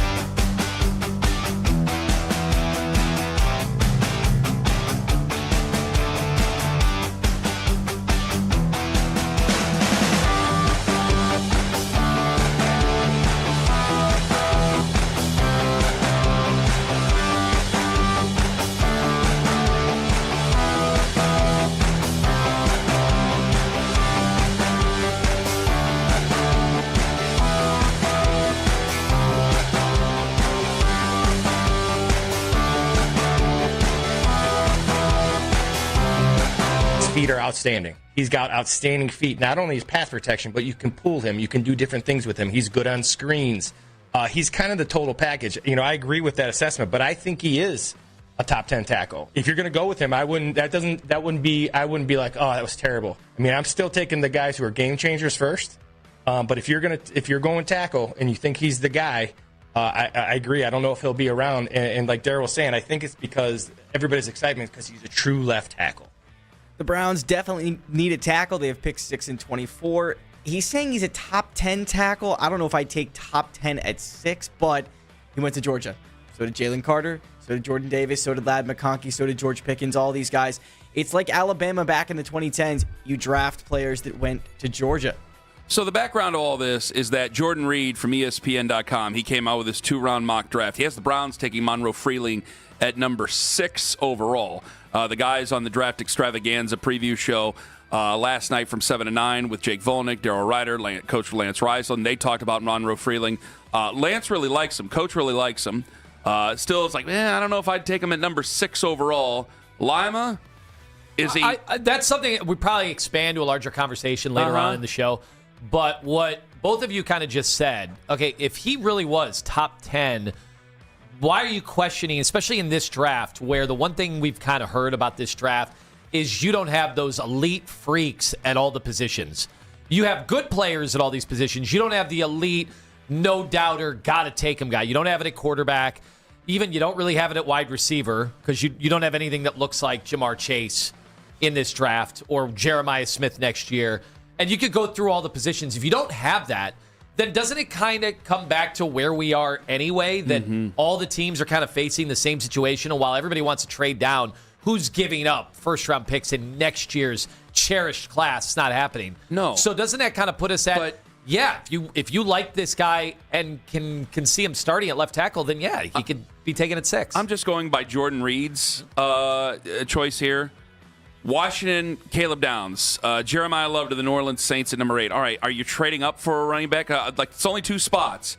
I think you can trade back, get some quality picks back, and I still think you can get Monroe Freeling at, number 9. Cincinnati's not going to really move with you. I mean, I know they did once with Joe Flacco, but they're not really going to move with you. I think you can even be in the top 12 and get Monroe Freeling. Now, I do believe in the jump because you got a left tackle there. I would like to take a guy and not have to sit there and go, well, can he play right tackle? Well, should he move into guard? Well, can he move him to center? I'm tired of doing that too, so that intrigues me. I know he doesn't have a ton of experience, but I'd want to say that you could possibly trade back, get something in return. You're not going to get a ton if you're just moving back a few spots, but something in return and still take him and be happy. If you're going to draft a tackle with your first pick in the draft, you've got to trade back because if Caleb Downs and Cardinal Tate are still there, depends on the tackle. I think if Caleb Downs and Cardinal Tate are still there, I think you have to go them with best player available. I don't think that it's worth taking a tackle despite your offensive line needs if you're passing up on either of those guys, because I think those guys, especially Caleb Downs, are going to be generational. So Caleb Downs, he's far better than the other safeties that are in this draft. So I can see where you're at on that. You say Carnell Tate? Hey, wait, it's generational. Caleb Downs is really good. He's been awesome as a Buckeye, but put in Ed Reed's college tape and then put in Caleb Downs. There's no comparison. One is generational. That was Ed Reed. I'm talking about his college tape, not his NFL tape. I mean, he's out there pick sixing, blocking punts. He is doing stuff that I can, total freakazoid stuff. I'm not seeing. Caleb Downs is just coming in and making the big tackles. He did all of that. He was great, and he's the best safe. But I'm not seeing generational to that level. I mean, his second pick is at 24 with Omar Cooper. I can live with Omar Cooper. I like him. I think a lot of people can live with him. I think you can get some quality there. I mean, you don't have all the picks in the early part, so I would probably be willing to trade back, maybe still scoop up Monroe Freeling. If he was far and away the best tackle on the board, then definitely I would go ahead and make that move even at number 6. But I still think you can move back a couple spots, pick him up, and still go out and get a nice quality wide receiver towards the back end of the first round, John. Miami of Ohio. I can't call him that. Miami University. Oh, call boy. Whatever you want. Oh, boy. 30-0. Their AD's going to come after you on social media like he did Bruce Pearl. Oh, God. Well, they beat Toledo last night. That was a nail-biter, 74-72. Toledo actually had a chance to win that game at the end, but Miami played good defense. They forced the ball loose. But They have their last regular season game on Friday. They would be an 11 seed right now based on ESPN, but a 4 seed based on their number 19 ranking in the AP poll, which we all know really doesn't matter anymore. How bad do they deserve it? And this is a national story now. Did they deserve this if they don't win their conference tournament? So I'm looking at the numbers. Forecast models don't know how to handle the Redhawks according to ESPN. They rank inside the top 40 on the resume, so that's huge because that would lean towards definitely putting them in. Of course, if they lose a game, what happens? But here's where it really crushes them. Now, they're mid-80s in predictive ratings. Akron's actually higher than them, whatever that is. They're also 317th in strength of schedule, and there are 361 teams this year. So that's not helping them either. And one loss could be crippling to the numbers. But come on. This is one of those where you go, come on. Yes. What are we doing? It's the tournament has never been about put the best 64 teams in. If that were the case, we wouldn't do automatic bids for conference champions. It's the beauty of Bruce Pearl being the one who said it. If I were, and I don't mean this, I do think that Miami of Ohio should be in. But if I were going, Miami, even if they go undefeated, they shouldn't be in for all the reasons that Lima just is spelled out there, which Bruce, it's just another radio guy saying it. Bruce Pearl's been a successful college basketball coach. He's on a major network. He says it can get people riled up. They go after him for it. And now I think it's in the head of the committee when they go ahead and they make their decision. Because it's very, very, very, very, very, very, very hard to go wire to wire. Extremely hard. I don't care what your strength of schedule is. I mean, good God, this and college they're winning basketball. close games, too. Yes. Does the MAC need to step up and just be like, they went 31-0, they're the champ? Because you do this whole season and then it comes, and I know everyone does it that same way. It comes down to a tournament and you got to win whatever 3 games. But that's what the ACC should have done in football this year with Miami. They let Duke somehow come in and win that conference championship, and they it's 31 games and deny 50-something-year-old mid-level managers a chance to come back to Cleveland, Ohio, to see their alma mater and get drunk with their buddies. The tournament. Did I say don't have the tournament? Yeah, what if they kind of didn't have the hardball? tournament, the vest sales in this area are going to go right through the floor. Once again, did I say don't have the tournament? Well, I'm just Never making said sure that. you don't. I'm trying to think. In fact, win tickets to the championship game at 9:00. Yeah, you can win it. Yeah, I wish they had, can you imagine if this happened in a big conference? Of course, it never would. It's not even a conversation. But if you were like, all right, we'll have the tournament, but we're giving this team the bid, no matter what. Yeah, that's what I just said. Yeah, but also get to the point of all right, we're sending nobody. You figure it out. And I know that doesn't help the MAC either, but what leverage do they have? Yeah, I'm pretty sure the NCAA then would just go, okay. But I think CBS, here's the thing, CBS wants them in. They want Miami in. They've got their guy, Wally Zerbiak works for CBS, and he's out there lobbying every single day to put them in. The vignette market at CBS would explode. Jared Allen, he left with an injury last night. It was a knee injury. Kenny Atkinson said this about the injury. He got a knee to knee, so that's the only update I got. It's, just a knee to knee. We'll see, tomorrow. It doesn't seem to be that serious, but the Cavs were able to come out and pull away with a win. He also fouled out in the last game against Detroit. Do you think is Jared Allen or is Donovan Mitchell more important to this team right now? Because I think it might be Jared Allen. Explain. Then Donovan Mitchell? I mean, Jared Allen has emerged so much over the last couple of weeks. He should have won Player of the Month. He's been your go-to guy. Donovan Mitchell's been out the last 4 or 5 games. Jared Allen's been your go-to. Your best ability is your availability. Do we win the Eastern Conference Finals without Donovan Mitchell? I don't think you win the Eastern Conference Finals without either guy. Who do we have a better chance of winning the Eastern Conference Finals without? Donovan Mitchell or Jared Allen? I think Donovan Mitchell has a higher ceiling, but I think Jared Allen has been higher ceiling. What does that even mean in this case, What do you mean? John? What does that mean? He's a better higher ceiling. Who's more important to the offense? Who's more important to the entire team? Jared had a great month. Don't get me wrong. There's a legitimate argument he should have been Player of the Month, but Cade Cunningham's a bigger figure, more important to his basketball team. I could understand why he won. But going back to this, you're saying Jared Allen over Donovan Mitchell? I think there's a possibility. Who's going to lead the backcourt? Who's going to lead the backcourt? Is it going to be James Harden, the guy you don't like? I just started watching the Cavs. Jared Allen has been this guy. So He's been John's the guy. Cavaliers' life, Jared Allen has been the best player. That true. is a true statement. One of the best players in the NBA in his life. Wait until we tell you about the Nate Thurman banner. All right, coming up at 9 o'clock, Charles Davis is going to join us on the show. In John's life, Indiana football is iconic. It's one of the all-time great programs. He's like, why do you people make such a big deal about St. Ignatius? I haven't seen him do anything. What are they? What are you talking about? Coming up next, we go around the Eastern Conference. Ian Begley going to join us on the show. Boy, messed that one up. Sorry, I had Ian Eagle on my mind. Ian Begley going to join us on the show. SNY talking about the Knicks. Brian Barrett, the Ringer in Boston. Obviously, the Celtics red hot without Jason Tatum. And the rivalry might have been reborn last night. Want to ask Brian Chapman, 97-1, the ticket in Detroit. We go around the Eastern Conference in 5 on the Fan.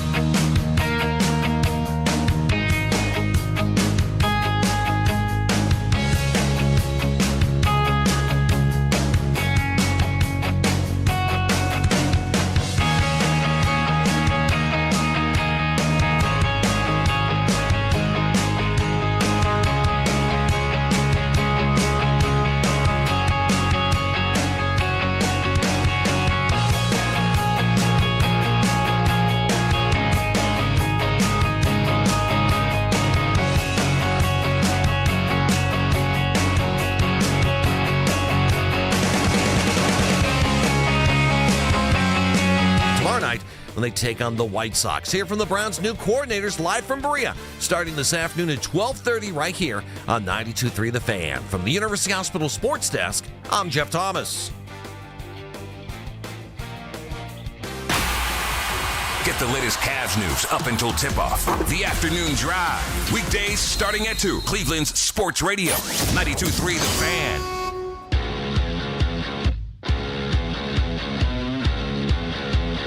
Well, you got to remember all them guests show up on the Make It Right Call Kyle Right hotline. We got 3 of them right now as we go around the Eastern Conference.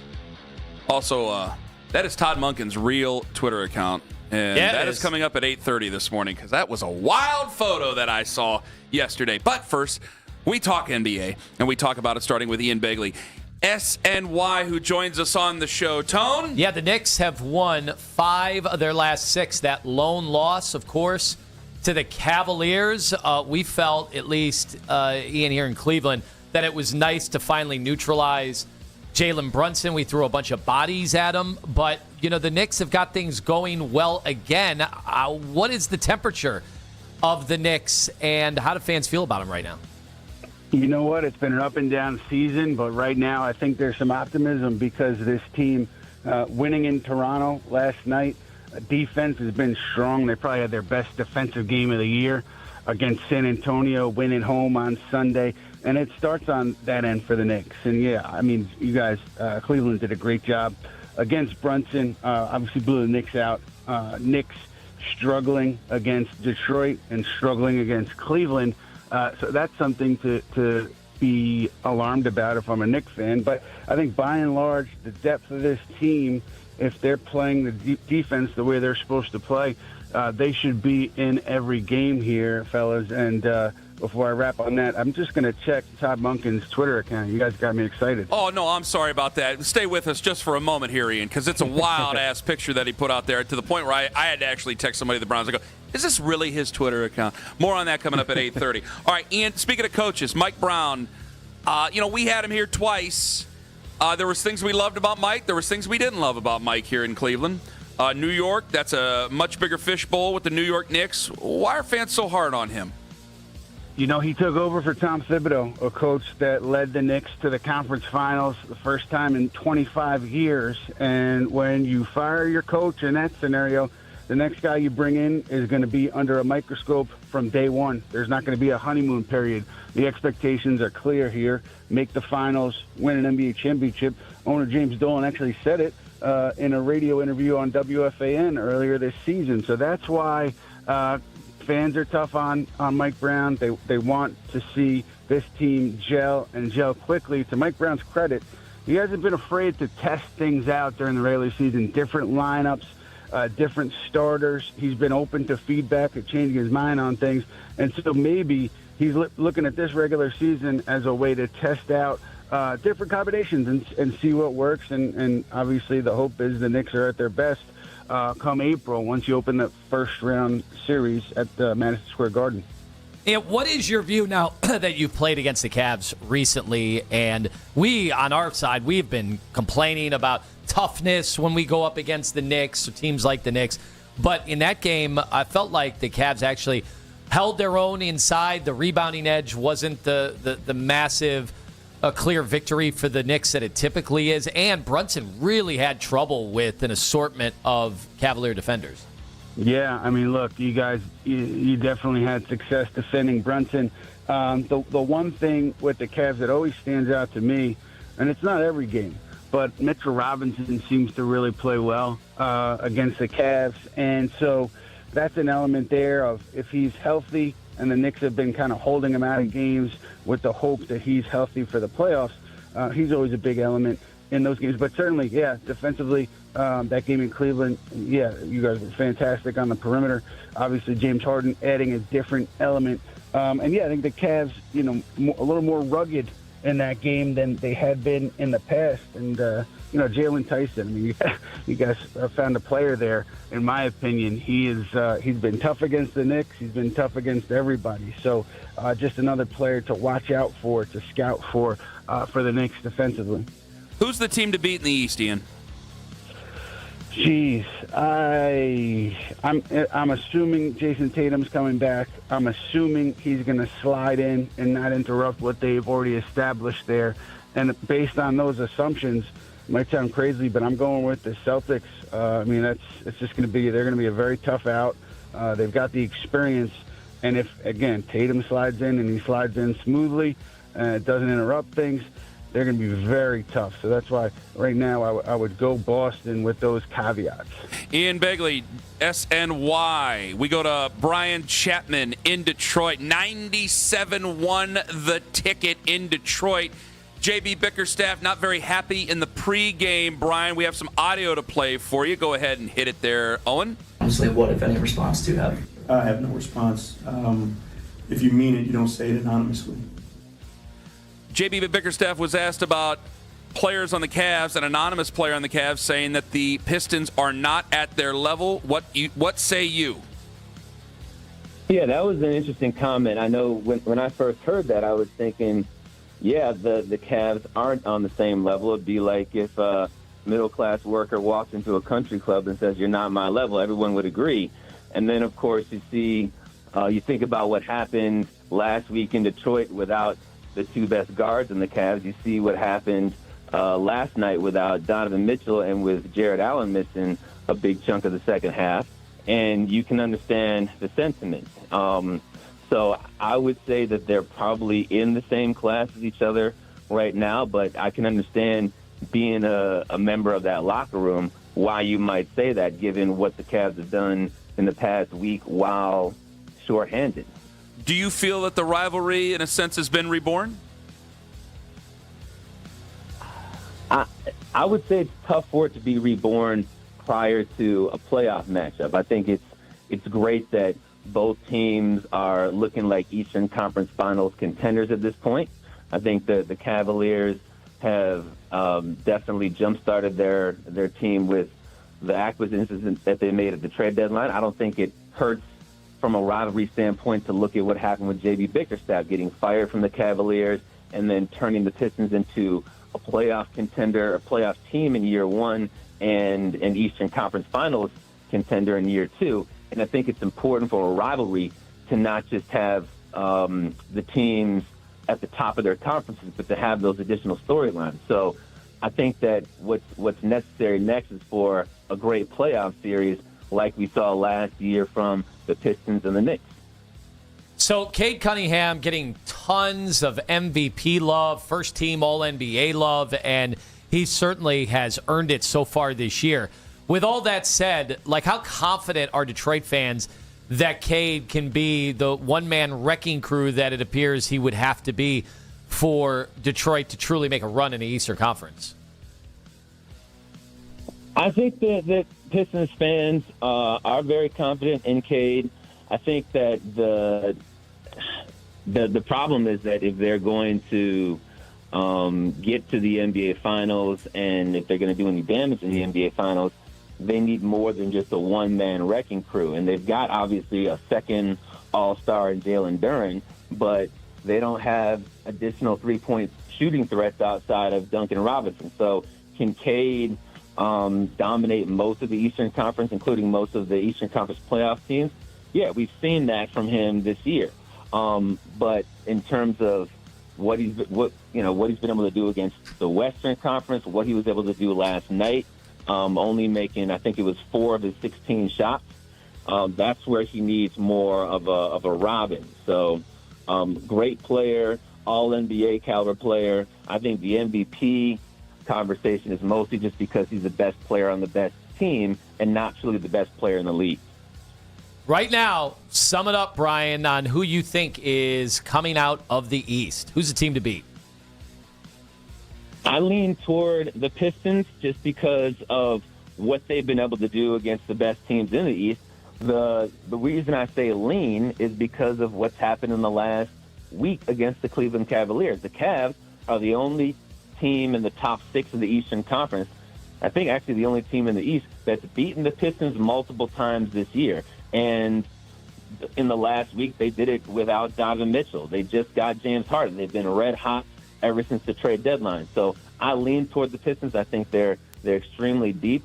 but the three-point shooting and not having a number 3 scorer is what really is going to challenge them. And I look forward to a Pistons-Cavs matchup if we get that in the playoffs. Brian, I got one more for you. Like I've had several tweets this morning, and even on Reddit, something caught the eyes of us where it said, are the Pistons frauds? Are you starting to get some of those questions up in Detroit? I think the fraud questions are mostly about, again, the three-point shooting. I don't want to beat a dead horse, No, you're but fine. Coming into yesterday's game, the Pistons were shooting under 22% in their past 4 games. And we understand that this league, ever since the Splash Brothers, has become about three-point shooting. The Pistons do everything well when it comes to defense, when it comes to toughness, when it comes to two-point shooting, when it comes to scoring on the fast break.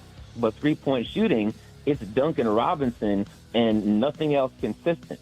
So that is, I think, where the fraud questions come out. But in a weakened Eastern Conference, it does look like a runway to the Eastern Conference Finals is very possible. And if you get to the Eastern Conference Finals, even if you lose, it's hard to say you're a fraud. Very true. Brian Chapman, 97.1, the ticket up in Detroit. We go to Brian Barrett in Boston, courtesy of The Ringer. Do the Celtics even need Jason Tatum to get to the Eastern Conference Finals, Brian?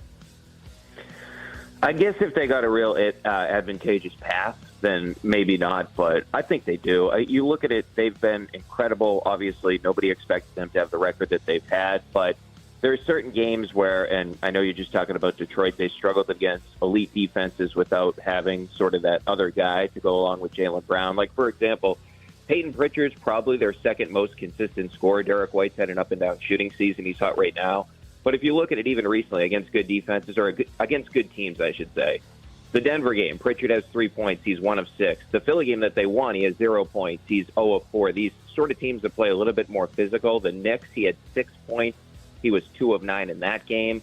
So when we've seen sort of when they've had more physical defenses, not to say Pritchard's not a tough guy, but they need another option outside of just Peyton Pritchard. When you have to go get a bucket, he's their second best guy. And if you bring back a first-team All-NBA player, I think you're going to have a much better situation getting to the Eastern Conference Finals. So I'll say it's unlikely they make it in that situation, but there would be sort of a chance if the matchup sort of broke in their way. So my hope as a Cavs fan is Jason Tatum comes back and throws a wrench into all the feel-goods that and the tryhards that we're seeing with the Boston Celtics. Anybody in Boston worried about this? Because you guys seem to have an unbelievable thing going, and now you're adding a high-usage player who may be 70% of what he was. You think in Boston there's conversations about Tatum and Jaylen again? Yes, of course there are. There are Celtics fans all over the place worried about this. Now, from my perspective, I'm not. I mean, the conversation about him and Jaylen has been going on for so long. I mean, it's like we're in a time machine. It was going on 5, 6, 7 years ago. Hey, do these guys really complement each other? But the thing that I look to is you can stagger these guys. And Tatum is such a pliable, versatile player where, yeah, he's a high-usage guy, and right now Jaylen, number 2 in the NBA in usage rate. But the thing that I would also look at, even with Jaylen Brown off the court this season, the Celtics have a net rating that's over 13. It's better than the 95-96 Bulls. It's better than the Thunder team from last year. So they've been really good without Jaylen off the court. I think some of that, though, is kind of fool's gold. When you go up against defenses that are game planning for you, you kind of need those guys in the postseason. So it's interesting, though, because Tatum, it's the timing of this where we're getting close where he has to come back, because there's a game tonight that, of course, he's not playing in. That came out late on Tuesday. And then you have Dallas on Friday. And then you have this super tough stretch where they're in Cleveland on Sunday, they're at San Antonio, and they're at Oklahoma City. So he said he's coming back from a home game. So if it's not Dallas on Friday, he's got to come back either the 14th against Washington, the 16th against Phoenix, or the 18th against Golden State. Because if he doesn't come back during that stretch, you're just getting too close where he can't sort of reacclimate himself. And even just from a pure physical standpoint, he's got to build his minutes up. So it's got to happen, I would say, both at the very latest, the 18th of March. Brian Barrett, The Ringer. Brian, who's the team to beat in the East? Man, I would still say right now, I think the Cavaliers on paper are the best team. This is all contingent on what we see from Jason Tatum. I think the Knicks are uniquely built to beat the Celtics. I think they're going to have issues against other teams. Obviously, Detroit's a really bad matchup for them. I look at a team like Detroit, though, and that offense has not been good. We've seen when they've gone up against elite competition recently, they have not looked good. I mean, their MVP candidate is 106th in two-point shooting and 155th in three-point shooting, and they don't have another guy on that team that can get you a bucket outside of Tobias Harris. So I just feel like on paper, the Cavaliers have the most talent on the team outside of a healthy Celtics team. Now, the one thing is you guys know about Cleveland, I just worry about them. I know I'm talking about a guy coming back from an Achilles injury at Tatum. I worry about them from a health perspective because we saw it a couple of years ago in that Celtics series. They're dealing with all these injuries, and it just seems for whatever reason they have really bad injury luck when it comes to the postseason. Brian Barrett in Boston from The Ringer, part of the great triumvirate that is around the Eastern Conference. Ian Begley, SNY. Brian from, obviously, The Ringer, and Brian Chapman from 97.1 The Ticket up in Detroit. All courtesy of that Make It Right, Call Kyle Right hotline. All right, 40 minutes away. Charles Davis going to join us on the show. Coming up in 5 minutes, do we need to take the soft label off the Cavaliers? And at 8:30, a picture is worth 1,000 words. But is a picture on Todd Monken's Twitter worth a starting quarterback job? Ken Carman, Anthony Lima on The Fan. Thinking about buying.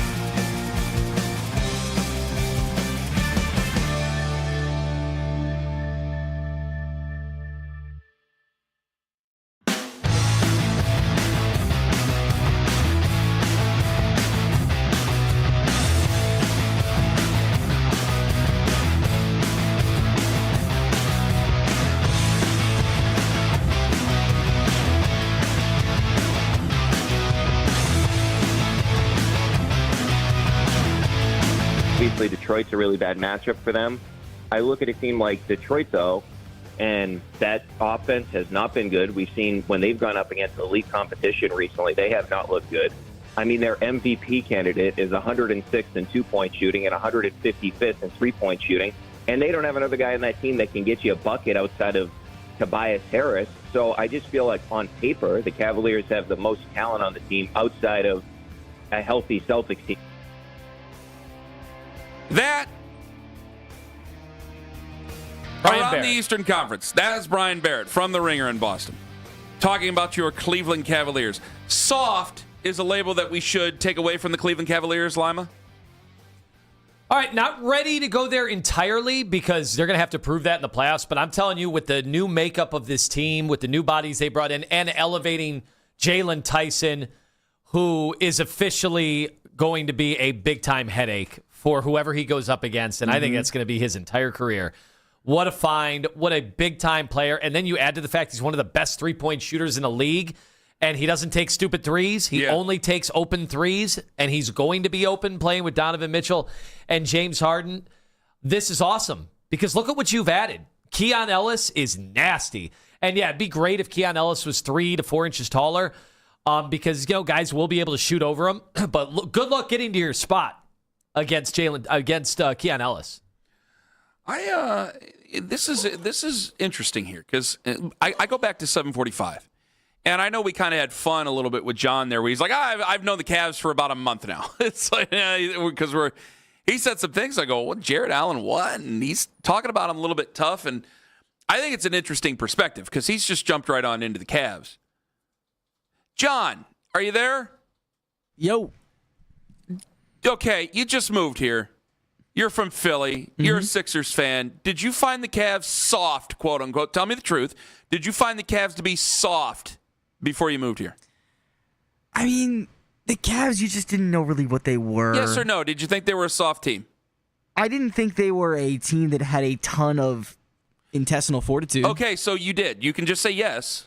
I wouldn't say soft, though. I just don't think they were particularly Did you tough. pay attention? Like, did the Cavs show up on the Philly radar? Not when you were not particularly, but like if it was on, I would watch, and I like Jared Allen. I think that's probably what a lot of people outside of Cleveland the Cavs don't register on their everyday NBA watching, right? Like, I think people in Boston really consider the Cavs anything. Intestinal fortitude is a phrase meaning great courage, endurance, and mental stamina to persevere through difficult, dangerous, or painful situations. So, yeah, you're calling them soft, John. It's okay. It's all right. A lot of Cavs fans have called them soft, too. Yeah, I think the Cavs were on everybody's radar last year when they won 64 games. Now I'm asking, and John, thank you very much, my friend. Are we removing the label of soft from the Cavs? Jalen Tyson said it. They told I'm assuming Jalen Tyson said it. We can't say that. I beg your pardon. That is reckless. Allegedly with a capital A. That is reckless. We do a different thing here. Down here, listen. Reckless speculation. Whoops-a-daisy. That is a dangerous thing, and I'm glad you guys caught me on that. There was an anonymous quote that was given to JB Bickerstaff before the game. We played it for Brian Chapman about 10 or 15 minutes ago. Before the game, that was saying that the Cavaliers are on a different level of the Detroit Pistons. Honestly, what, if any, response do you have? I have no response. If you mean it, you don't say it anonymously. And I just went ahead and speculated that I think it's Jalen Tyson, and Owen and I totally agreed. We said it at the same time. It's great. So that's why I said it. I don't know it was Jalen Tyson, but that was said before the game.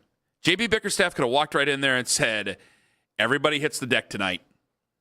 Everybody hits the deck. Elbows, doesn't matter. We're sending a message. I know this team is soft. I coach this team. And they stood up to him. Beat him again. That was a big win last night. I thought it was a real big win. But and the fact that both games went the way they did. I'm just not completely removing the label because I have a long memory here. But, man, it does feel like it's a different basketball Look, this was team. supposed to be the big, bad Pistons, number 1 seed, best record. It's now Cade Cunningham's league. He's the guy from his draft class. Like, all these things were being talked about all year. He's the MVP candidate. He's the first-team All-NBA guy. And, look, he's a really good player. Like, in a playoff series, he's going to be a problem. But with all that said, like the Cavs demonstrated without their best player in both of those games that they're not afraid at all of Detroit. And I think that's been part of the rap, and justifiably so, on the Cavs the last 4 years. Front runners. You know, they're not a team that likes to get punched in the mouth. And look, this is not going to be met well from some corners of the Cavs universe. Lil Darius Garland's not here anymore. And unfortunately for Darius, and not all his fault, because he did try to play through that injury last year, but nobody was ever going to call him like tough, you know, when we're talking tough-minded. Words matter and words like hurt, you're gonna be punched in the mouth and you're going to be able to respond. That was never really the Darius experience. Just wasn't. And James Harden's got his bugaboos too, but you can see the demeanor of James, like he doesn't get too high or too low. And I think at times Darius was a bit of a front runner. Okay, that I agree with. Little Darius Garland's a little rough. You want me to call him big? Just call him Darius Garland. I mean, it feels like... Just call him Darius Garland. What did Darius do to you? Like James Harden takes up... I know he's by the charts, by the ruler. He's like, what, 3 inches taller? He's 6'5". But 162, dude, 165. he looks a foot taller and 80 pounds heavier. He does. All right, Well, he probably does. is. And by the way, his arms are jacked right now, James Harden. I know we're used to like seeing a James Harden when he's done with a team and they start to show him and they add the AI and he looks overweight. James Harden always looked like he was just finished with dinner. I'm watching him last night and his physique is just fine. His conditioning is unbelievable for 37 years old. I hope people saw you on YouTube Live. These are things like you couldn't say that about Darius Garland. He's just a slight guy, and in this league, when you are relying on a really slight guy like that, who it's not dependable whether or not he's even going to be available. He is slight. And he doesn't play well when it's physical, and he doesn't play well when he's banged up. I mean, James Harden, you could see the effects of the broken finger, whatever we're calling it. Yeah. But at no point are you like, he might need to sit out for a month. I mean, if Darius has the same injury, what are we saying? He would have missed more time. We know that for a fact. And then we would have been like, how's he going to play with it? Is it going to bother him? Like, James is still going at his pace. He at times he speeds it up. At times he slows it down. He's still James Harden. You'd never know. So Charles Davis joins us at 9 o'clock. Coming up at 8:45, I'd do it for my son, and you would too, because Todd Monken made a decision yesterday that did somehow draw the ire of some fans out there, and I'm going to defend him here in a minute. However, I want to look at this tweet. I didn't know that Shedeur Sanders got Todd Monken a bust of a horse. That's a gift.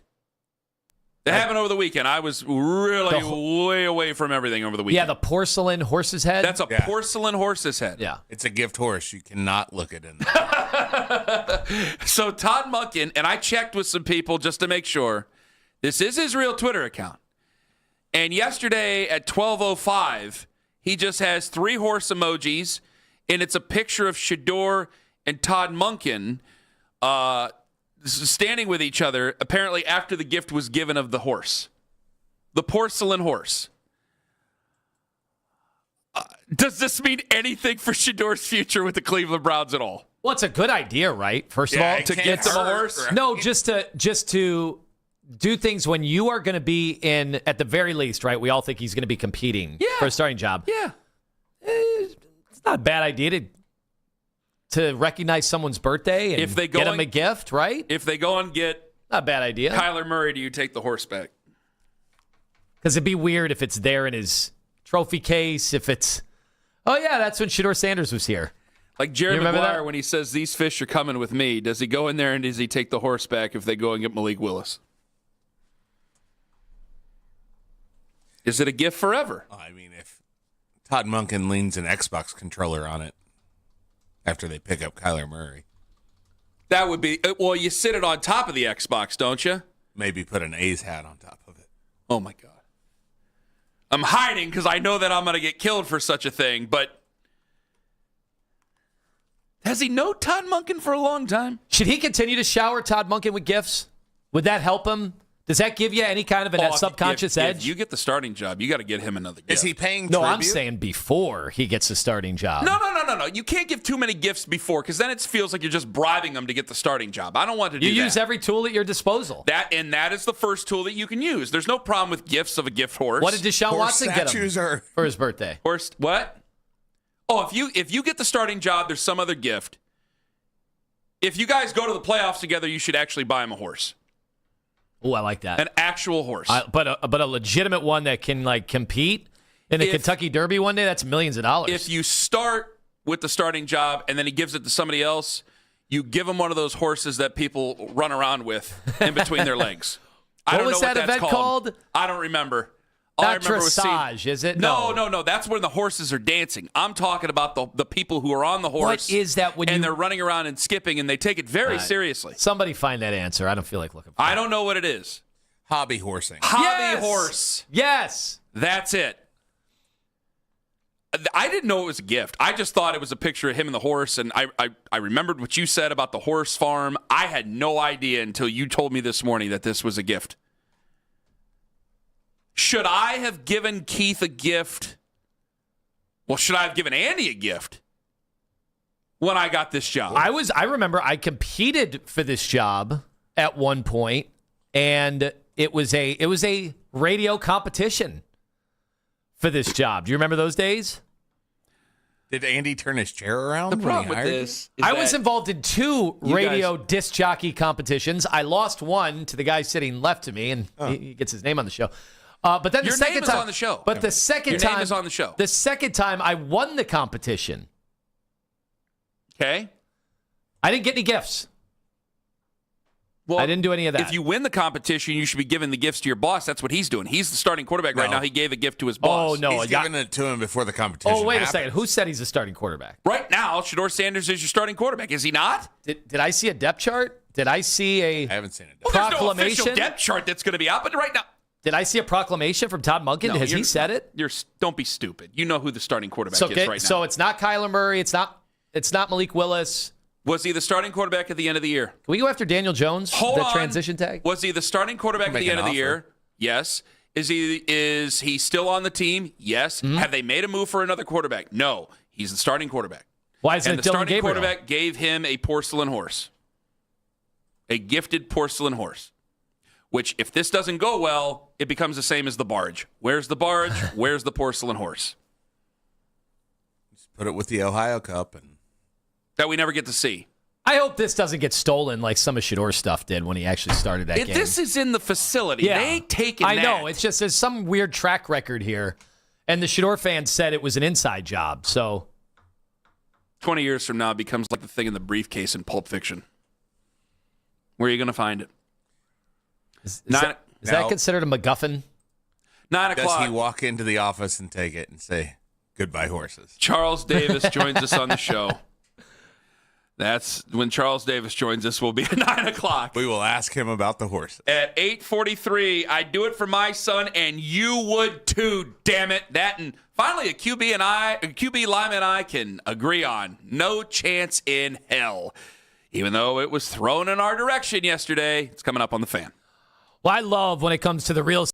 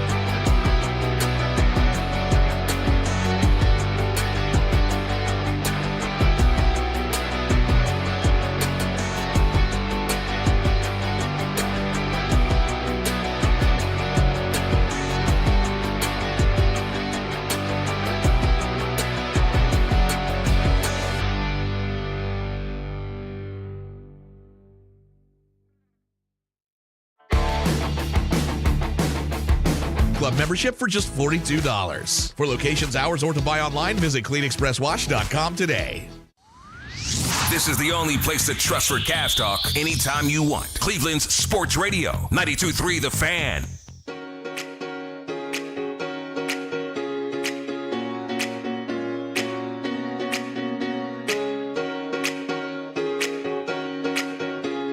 Coming up at 9, Charles Davis going to join us on the show. Browns are going to introduce their coordinators today. And there is one of the hires of the 29 coaches that the Browns have. Good God, that's almost 1 for 1 on players now. There's one hire that seems to have been drawn with a little bit of prickliness from some fans out there, apparently. Get to that here in a moment. Now, we started off the show. I gave an emphatic no to Kyler Murray. Now, at 7 o'clock, I did give you a reason why I might say yes. You got to go back and hear who might give me that reason to say yes to Kyler Murray. But I said no to Kyler Murray, and everybody just thinks, okay, you're part of the cult, you're the leader of the cult, whatever. I gave you reasons why not. However, I'm saying no to Kyler Murray. Lima says yes. You say yes to Kyler Murray? I said yes. Okay. If the goal was to win immediately this year. Okay. I think a lot of people are thinking that. That's where they're thinking of. Well, if you can't get Kyler Murray, can I interest you in some leftover pot roast? Maybe he looks at the Browns. Maybe he believes in Todd Monken. Maybe Todd Monken will impress him with his Vanilla Ice outfit. And, you got Myles Garrett on defense. And maybe the Browns really are just look at what they did with Joe Flacco in 2023. Maybe they are a competent week in and week out starting quarterback with veteran experience away from being better than they've been. Is Kirk Cousins really that guy? Mike Florio, Pro Football Talk. Is Kirk Cousins that guy anymore? I saw him last year, man, and it was already. I can't even make the argument for leftover pot roast anymore. That's a week old. It's time to throw it out. And you got what you got out of it. You ate it twice. It's time to throw out the rest of it. Sorry, I don't like wasting food. I know what meat prices are. Sorry, we gotta move on. And people said last year was way better physically than he was the year before. Great. Can't wait for this year. I think it was Nate Tice said the year before he couldn't even hand the ball off in one direction because he was so bad physically. Mm-hmm. And then last year, the numbers are very similar to what they were the year before. I have no interest in this unless we're talking mentor backup. But if you're thinking mentor backup, then that's where Marcus Mariota comes. There's plenty of guys.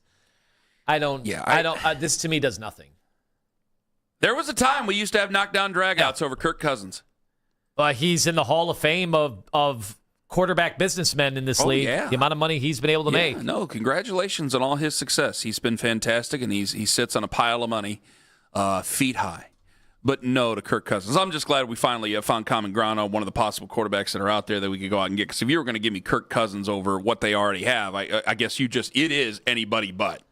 So at least we can find something there. I'd rather start Shedeur Sanders every Sunday this entire season than bring in Kirk Cousins and give him the football. Browns got 29 coaches now.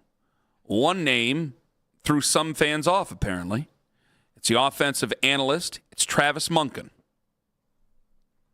Do you know who Travis Monken is? Name sounds familiar. He knows the Monken man very well. He's his son, Todd Monken's son. Apparently, I saw Lance Reisland's tweet. He's like, my dad made me the offensive coordinator of our football team when I was 21 years old. He goes, sink or swim, it's the way it goes. I probably didn't deserve it. Like, Coach Lance was open about it. I did have somebody at Fox 8 go, that's ridiculous. I went, what? Like, the thing came out, he goes, that's ridiculous. I go, what? He goes, well, it's just his son. Mm-hmm. And I went, well, excuse me, I'm not going to say the name. But I said, excuse me, I do it for my son. I think you'd do it for your son. And everybody would do it. I think everybody would do it for their son. So it's only nepotism when you're really pissed off about it, really. Is that all it is? But I would do it for my son. Yeah, but the point is, this is one of the big debates, not just in sports and politics, in every business. Nick Wilson had a great story about a group that he worked for and the nepotism. And Nick somehow found out what everybody made, which I love. That is some heavy-duty snooping. That's what, here or the place he worked for? At the previous place. But I'm just assuming he knows that if he did it there, he's going to find out here what everybody makes Does and Nick use know it how as much we leverage. all make? Yeah, Nick Wilson, he understands.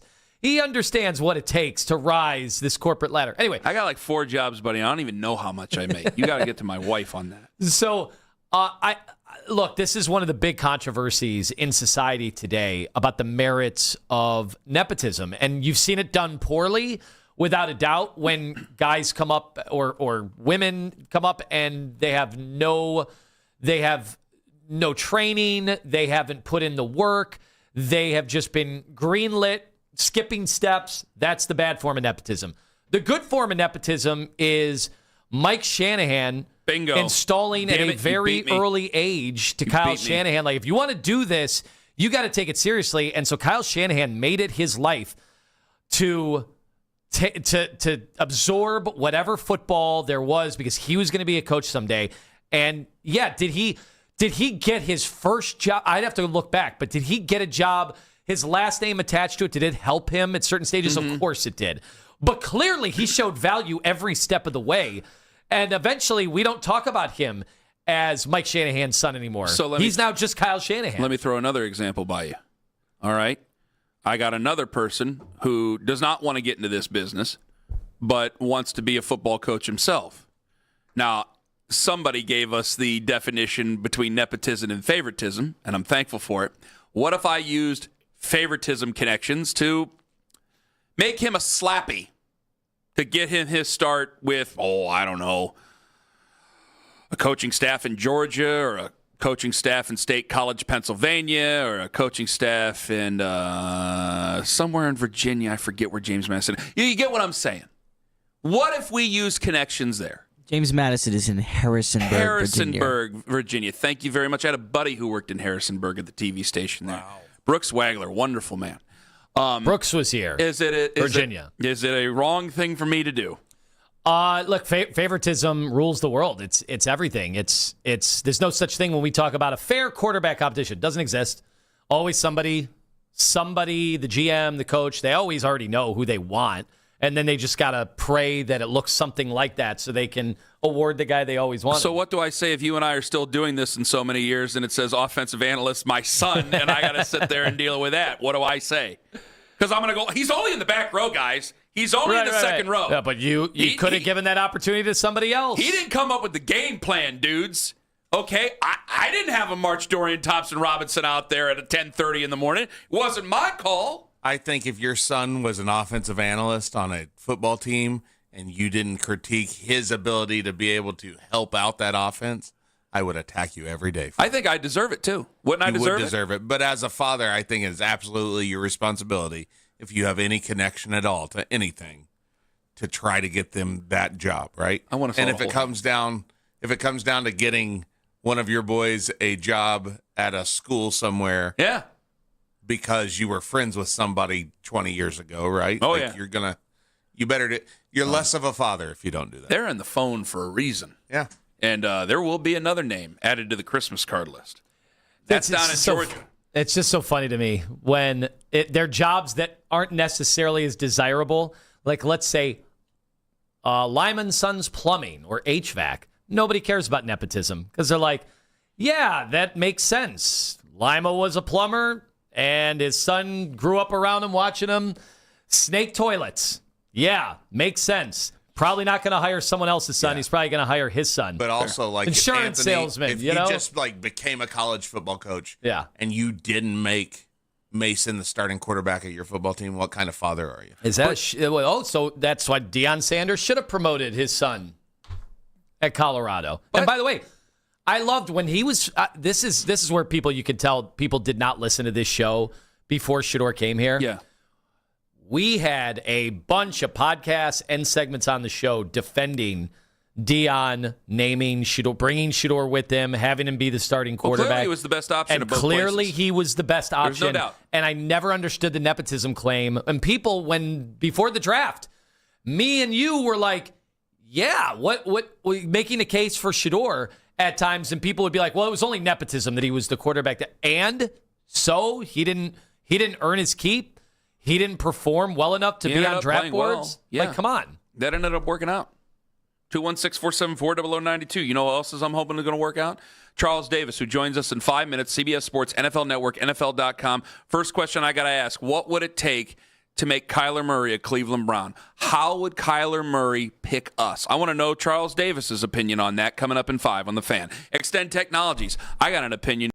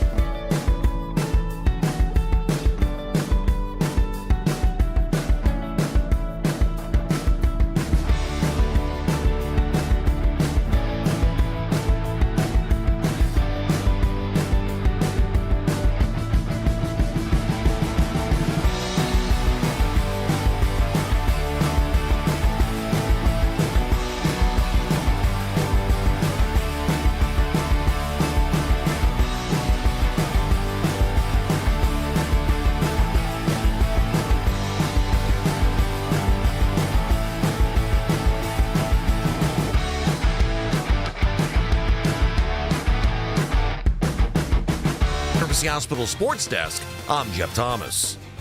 The fight for playoff positioning is on in the Eastern Conference as Donovan Mitchell, James Harden, and the Cavs look to get real healthy for a postseason run. We are your home for the best Cavs talk in Cleveland. 92.3 The Fan.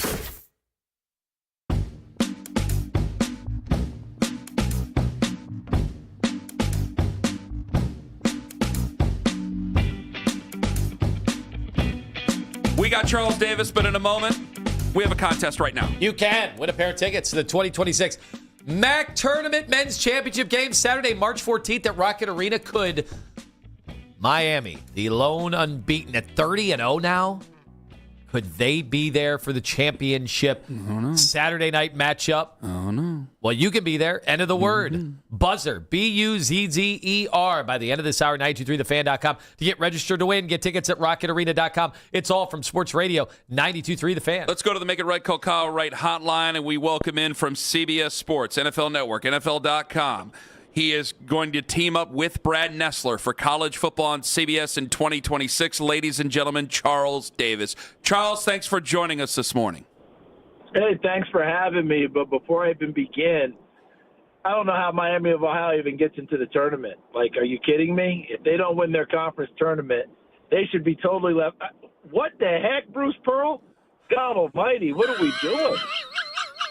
For a second there, Charles. Oh, my God. For a second there, I'm like, oh, did he go to Ohio University with this hatred of Miami? Oh, my.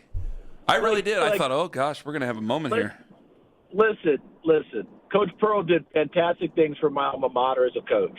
He did. We got to the Final Eight. He had us number one in the country.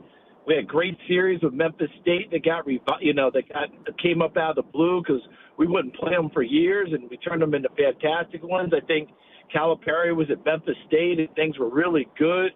I mean, we were beating Kansas, number one in the country. I mean, you name it. We did some fantastic things under his tutelage.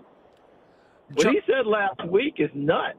Well, you know what? The reason there's no what he did say was nuts, but I thought he was the right person to say it, Charles, because it's like, all right, if I'm just some kook in Cleveland, right? If I say it on the radio, it's like whatever.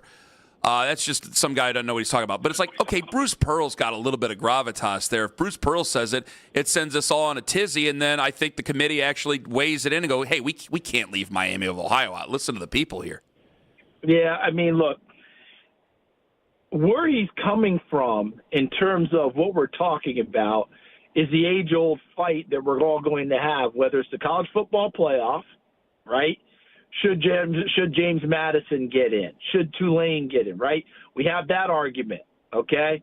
And then people like Notre Dame, stay at home. And then, do we have the right 12 teams in, or are we just giving opportunity? It's the same argument, right? We're not having anything different than that. But in this day and age, when the transfer portal is bringing players from places like Miami of Ohio to, let's say, an Ohio State, and they are productive and big-time players. I'll give you this quick example, and then we'll get to why I'm on the radio, right? Tennessee, my alma mater, 2 years ago, well, actually, 2 of the last 3 years, our top transfer portal guy came from Northern Colorado, Dalton Connect, who became a first-round pick for the Lakers, and then Lanier, the shooting guard from Siena. And we're talking about leaving a team like Miami of Ohio out if they get upset in the conference tournament. Totally agree. I mean, this is where we're getting crazy about it. Now, I understand there's also if I say something like this, boy, the media attention goes up, and look at me, and here I am, and wow, what a take. And look, I'm talking about it. So if he's at home snickering to himself that I got him talking about it, congratulations, Coach, you got it going. But the idea of leaving a team that plays in the MAC undefeated in college basketball these days, stop. Just stop, please. Just cut it out. They get beat. So they should still be in the tournament, a good seed, the whole deal, blah, blah, blah. Soapbox off. Let's go. Charles Davis joining us from CBS Sports, NFL Network, and NFL.com. All right, this is my first question I'm going to ask you right out of the box. What would make Kyler Murray pick the Browns? opportunity and understanding that he's now playing for a coach that, despite whatever reports we've heard over the last year or two about his relationship with his previous quarterback, obviously knows how to maneuver with an extremely mobile quarterback who can make plays, throwing it, running it, extending it, etc. Mm-hmm. That's a big, big deal right there. Like, this is not unfamiliar territory for the head coach. He's been there. He's done it. And you know why the reason I bring all that up? Because there's always these conversations about, did he get along with Lamar Jackson? Did Lamar Jackson like playing for Todd Monken? Was there friction? Blah, blah, blah. All I know is that last year, when people were talking about them trying to run offense, Coach Monken was playing with a quarterback who was playing hurt. And he was hurt, and it took away the gifts that made him a 2-time MVP, almost 3-time MVP in the league, and that was his ability to run, scramble, get out of trouble. I did a few me and my team, we did a few Baltimore games. In fact, we did the one in Cleveland. And he just wasn't getting away from people. He wasn't making people miss, and he wasn't looking to take off and go in certain situations.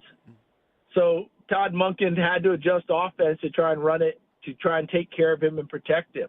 So if I'm Kyler Murray, you do your homework. What head coach understands kind of the way I play and what gifts I bring to it?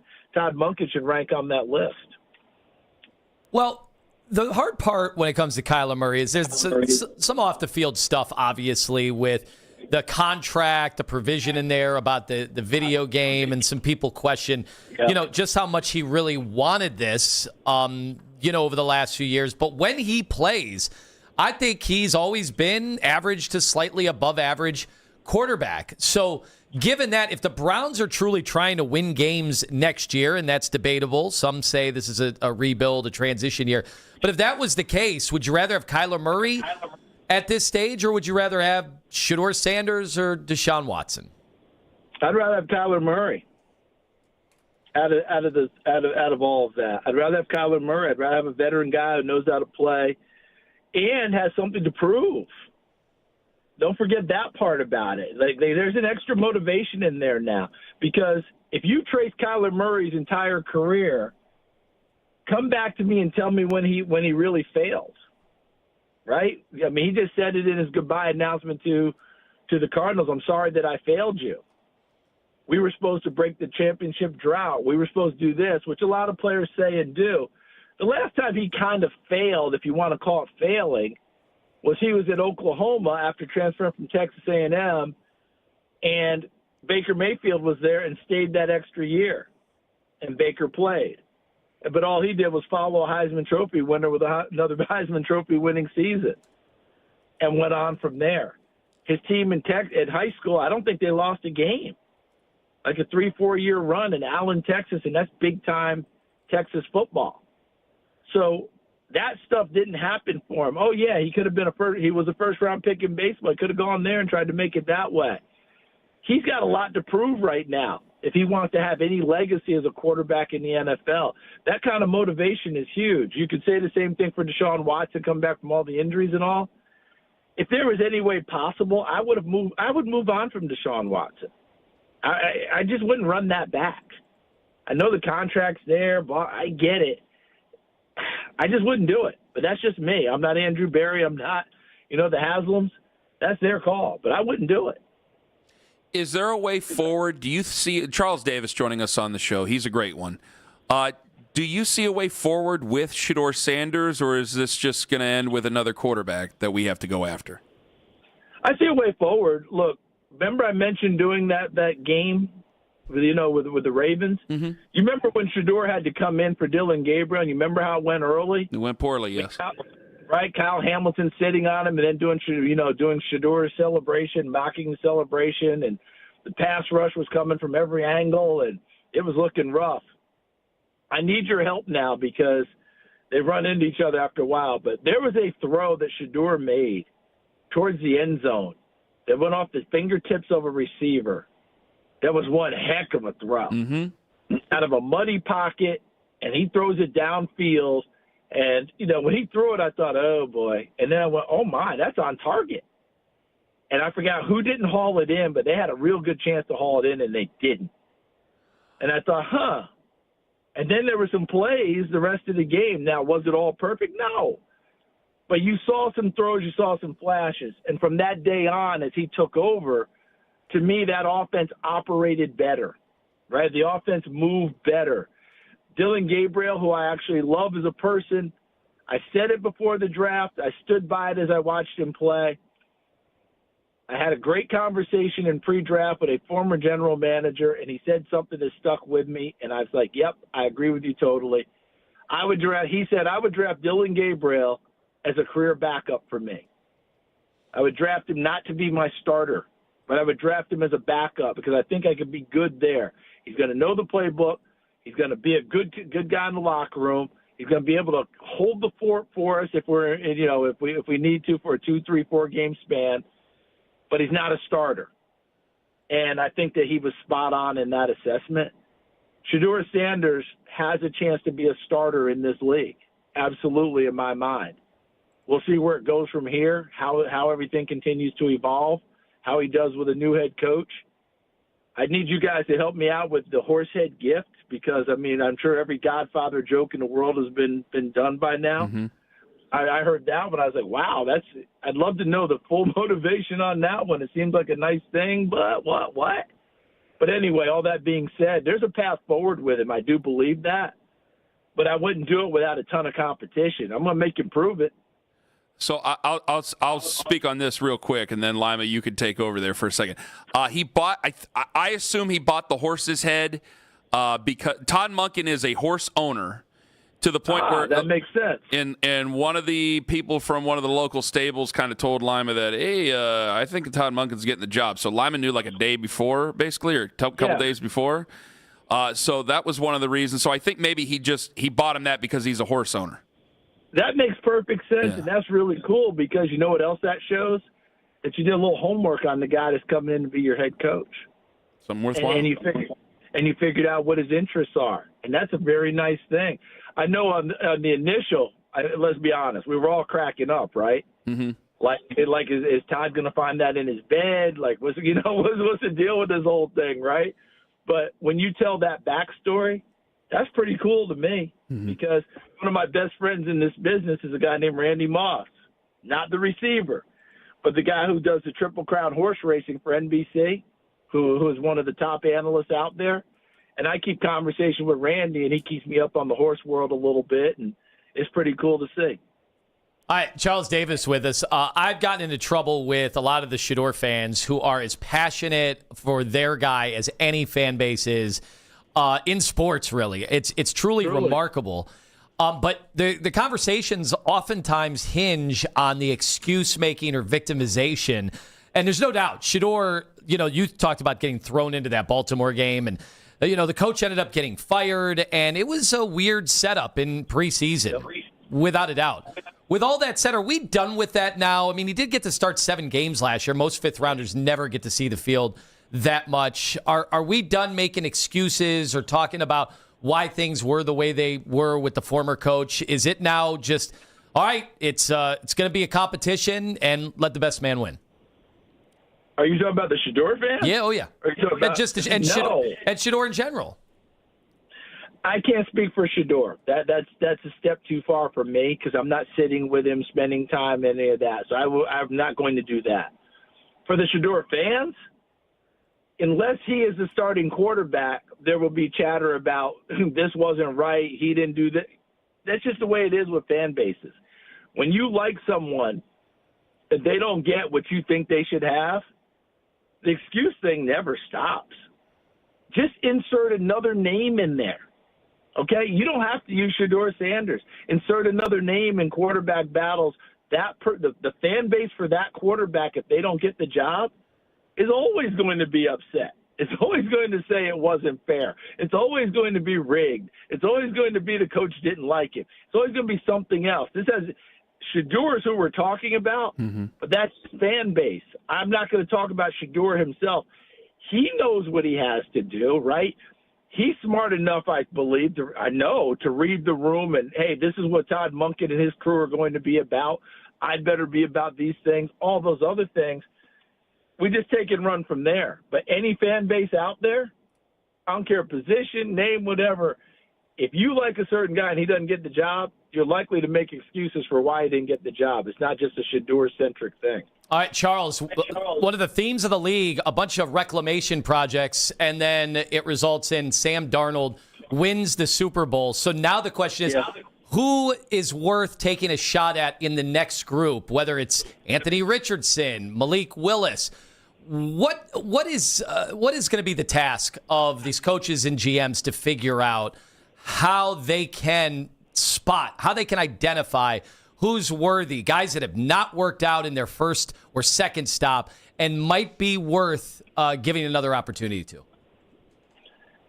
I'm going to be somewhat facetious with a dollop of truth in what I'm about to say. You ready?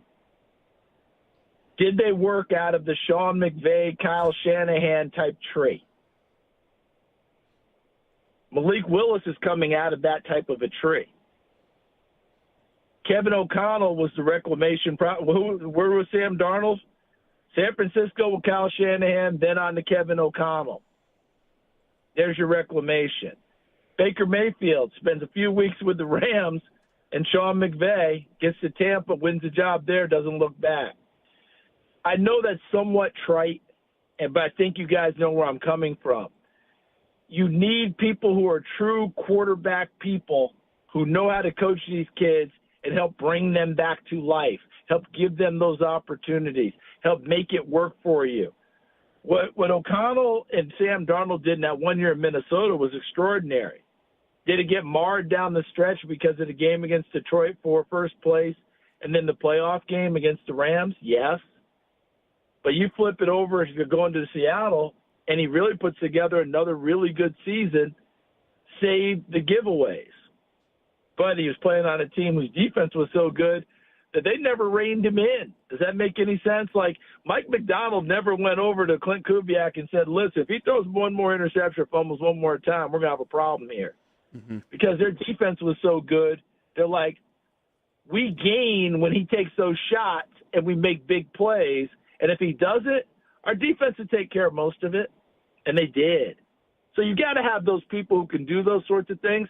That's why Willis is so attractive off the jump. Tennessee, you thought it was never going to work. Green Bay, in the beginning, it was much more of a hold-the-fort quarterback. But as time went, they're literally trying to win games with Malik Willis calling plays for him to try and win the game at quarterback, not just hold on. That's where I saw the development with him. Anthony Richardson hasn't had that chance for that development yet. Not because Shane Steichen isn't a good coach. He's an excellent coach.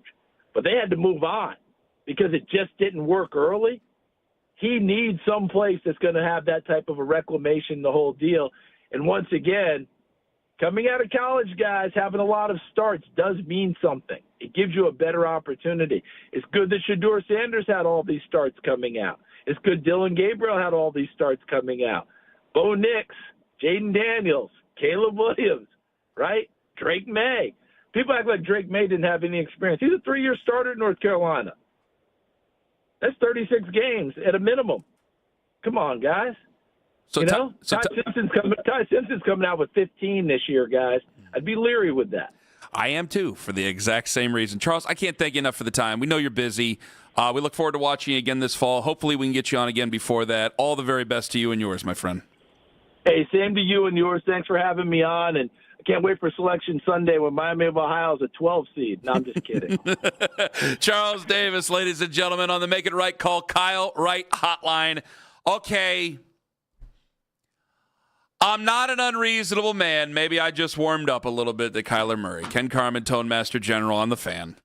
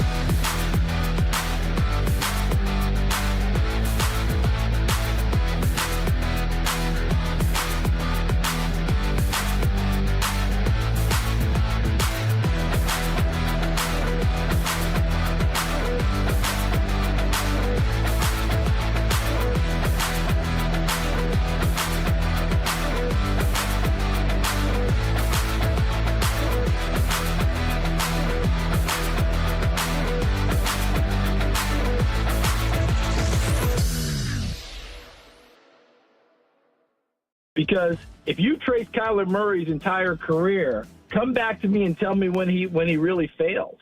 I mean, he just said it in his goodbye announcement to the Cardinals. I'm sorry that I failed you. We were supposed to break the championship drought. We were supposed to do this, which a lot of players say and do.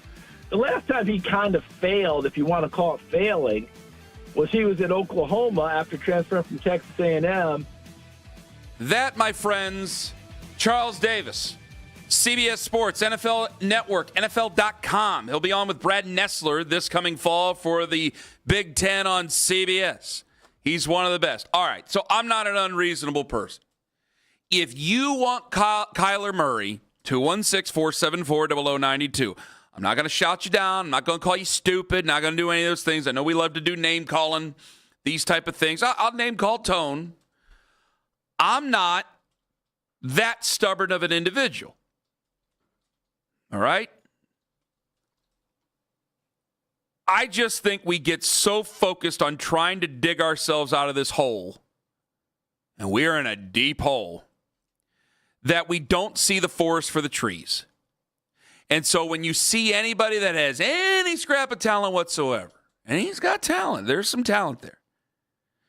That we got to be the one to resurrect him. We got to be the one to do it. You don't want to waste time with Myles Garrett. Kenny, you say it yourself. You don't want to waste time with Denzel Ward. You don't want to waste your own time. Damn it, you need to make sure. Oh, I got it. I know. But also, this is where I'm talking out of both sides of my mouth. Let me be my own therapist here and tell you guys, I don't want to tank.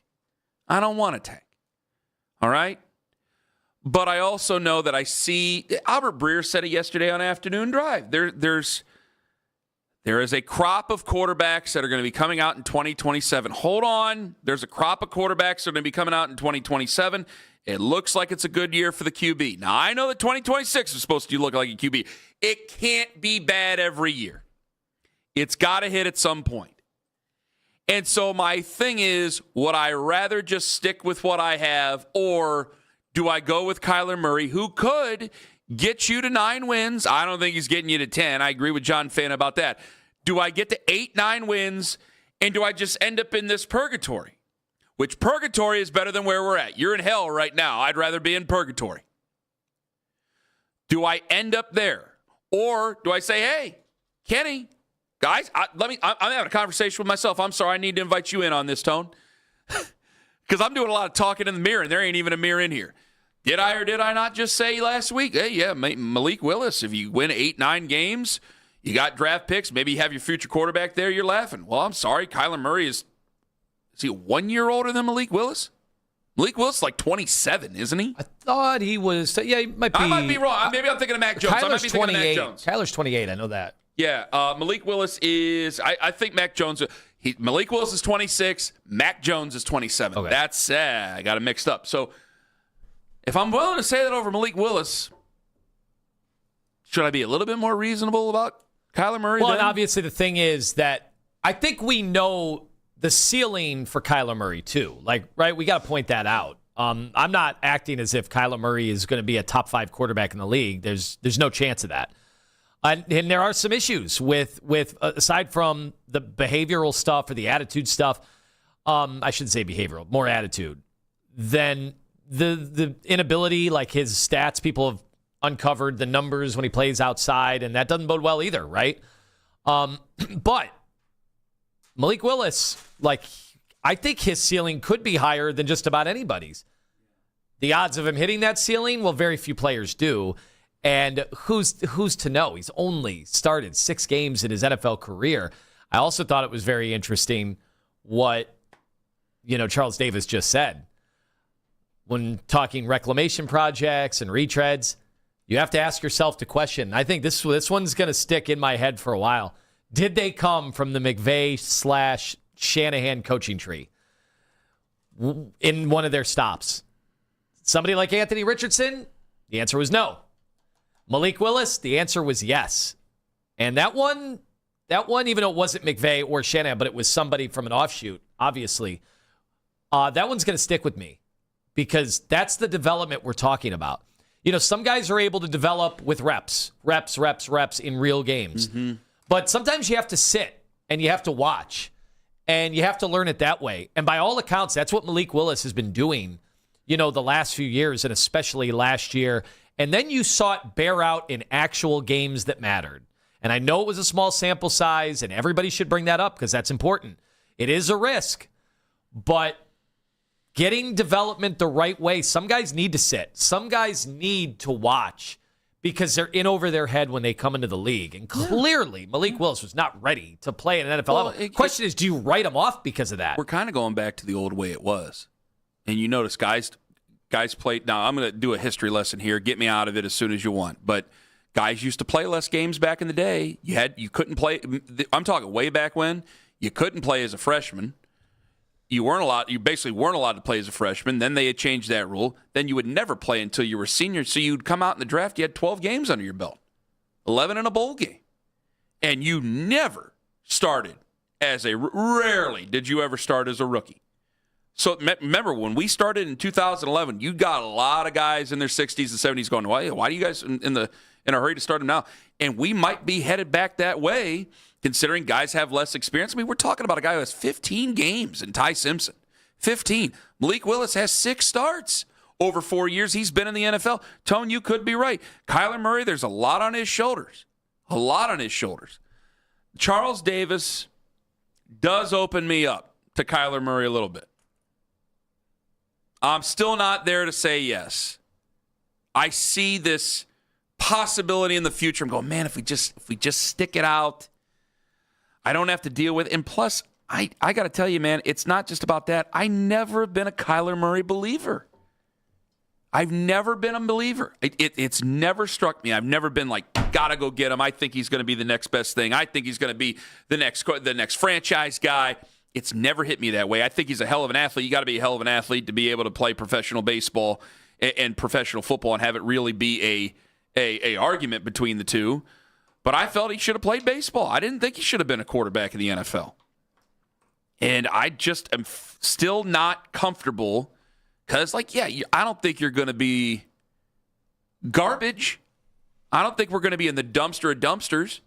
But I also don't think he's that much of an upgrade. But Charles Davis totally disagrees with me. He says it. Did he use the term significant? I don't want to put words in Charles' mouth. He said a lot of things. But he said he's an upgrade. Sure as hell said that. All right, let me get to Tom and Berea. Tom, you're first up on the fan. Hello, Tom. Hello. Hey, I wanted to mention that since you're talking about quarterbacks in general before we get into the shrimpy guys, it takes a good 3 or 4 years for a quarterback to develop in the NFL. They always carried the clipboard around and watched the coach and learned a good 3 or 4 years. And now they're throwing them in as quarterbacks, and these guys are crashing and burning. Or, like in the case of Sam Darnold, all of a sudden he's a great quarterback after 4 or 5 years in the league. Same thing happened with Baker Mayfield. They threw him in there too fast, and he failed. And after 4 or 5 years in the league, all of a sudden he's good. But let's talk about the shrimps. The shrimpy quarterbacks, I agree with you. We don't need to get Kyler Murray in here. We got a history with this. Colt McCoy, who was injured in college, we should have never drafted him. Another Texas high school hero kind of guy, Johnny Football. And then we went to Baker. We had this romance with these tiny little quarterbacks, and now we got Dylan Gabriel. We already got a shrimpy quarterback. So I don't need another one. I need someone like Bradshaw or Brady or Elway, Marino, Roethlisberger. Give me it's a big man's game.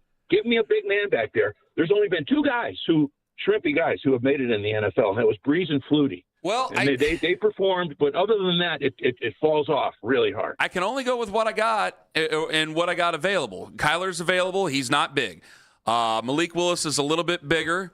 I got Deshaun Watson. Deshaun Watson, we really 6'4". Need a quarterback? We got a room full of guys. We've always had a room full of guys. We have a room full of guys every year. That hasn't really equated to anything. Well, let me ask you, Tom. Do you have any faith in the guys we got? Yes. I think we need to play them out. Okay. Like I said, the guy's got, 6, 8, 10 games under his belt, and you're already ready to write him off. It takes 3 or 4 years for these guys to we got to start every quarterback for 3 or 4 years before we determine whether we need to move on from him or not? I don't have that much time. golly, it used to work back in the old days. I guess we're smarter than that now. It did. No, I throw the rookies out there and let them get destroyed. Tom, I agree with the beginning of what you're saying there, and thank you very much for the call. But it doesn't take 3 or 4 years. I don't know if it's going to take that long. I don't know, and you don't have enough. And Todd Monken's not going to have enough time. Well, the decision makers don't have enough time. Andrew Berry doesn't have enough time. I know Patrick Mahomes set for a year, but did we forget that his first year of playing, he threw 50 touchdowns, and then the next 3 of 6 years he won Super Bowls? And it is different for some guys. I mean, look, we're obviously Jalen talking Hurts set for 1 year and then and we're obviously talking about Sam Darnold. And you're going to see a lot of teams make mistakes based on what Sam Darnold was just able to pull off in year 8. Winning a Super Bowl when he had been terrible in every big game, and was a way below average quarterback every year up until 2 years ago. I love it. I think we're holding franchises more accountable now. I mean, Sam Darnold goes and wins the Super Bowl with the Seattle Seahawks. He's their quote-unquote franchise quarterback. I don't know what even means anymore to some people. He's their quote-unquote franchise quarterback. It makes the Jets look worse. I mean, let's be honest. Baker Mayfield goes down to Tampa. He's been in the playoffs. He makes us look worse. It's a way to hold your franchise accountable. Instead of just saying this guy sucks and he can't handle it and he's seeing ghosts and he's not a man enough to play the position. No, how about we go at where it's supposed to be? Because there's only a few Peyton Mannings or Andrew Lucks or Patrick Mahomeses and Tom Brady's in the world. Joe Montana, it's those guys. That's it. Everybody else, you're going to need to help them. 216-474-0092. Hell, even Brady needed help at the beginning. All right, more of you guys coming up. And we have another guest on the anonymous quote for the Cavs. A name that we did not bandy about. I got an email here. I want to run it by you on the anonymous quote that says the Pistons are not at our level. That's coming up in 5 on the Fan. Right, Evans.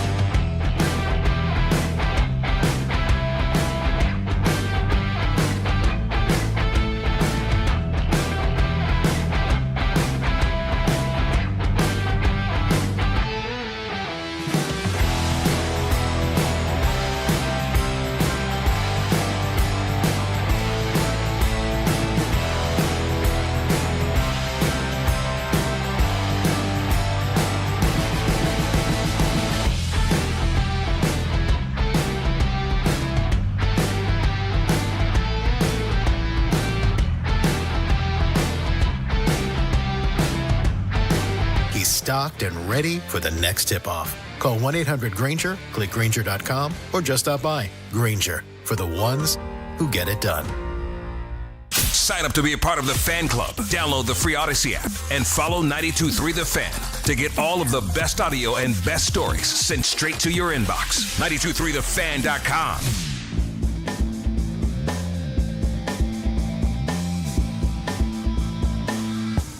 You said you were done.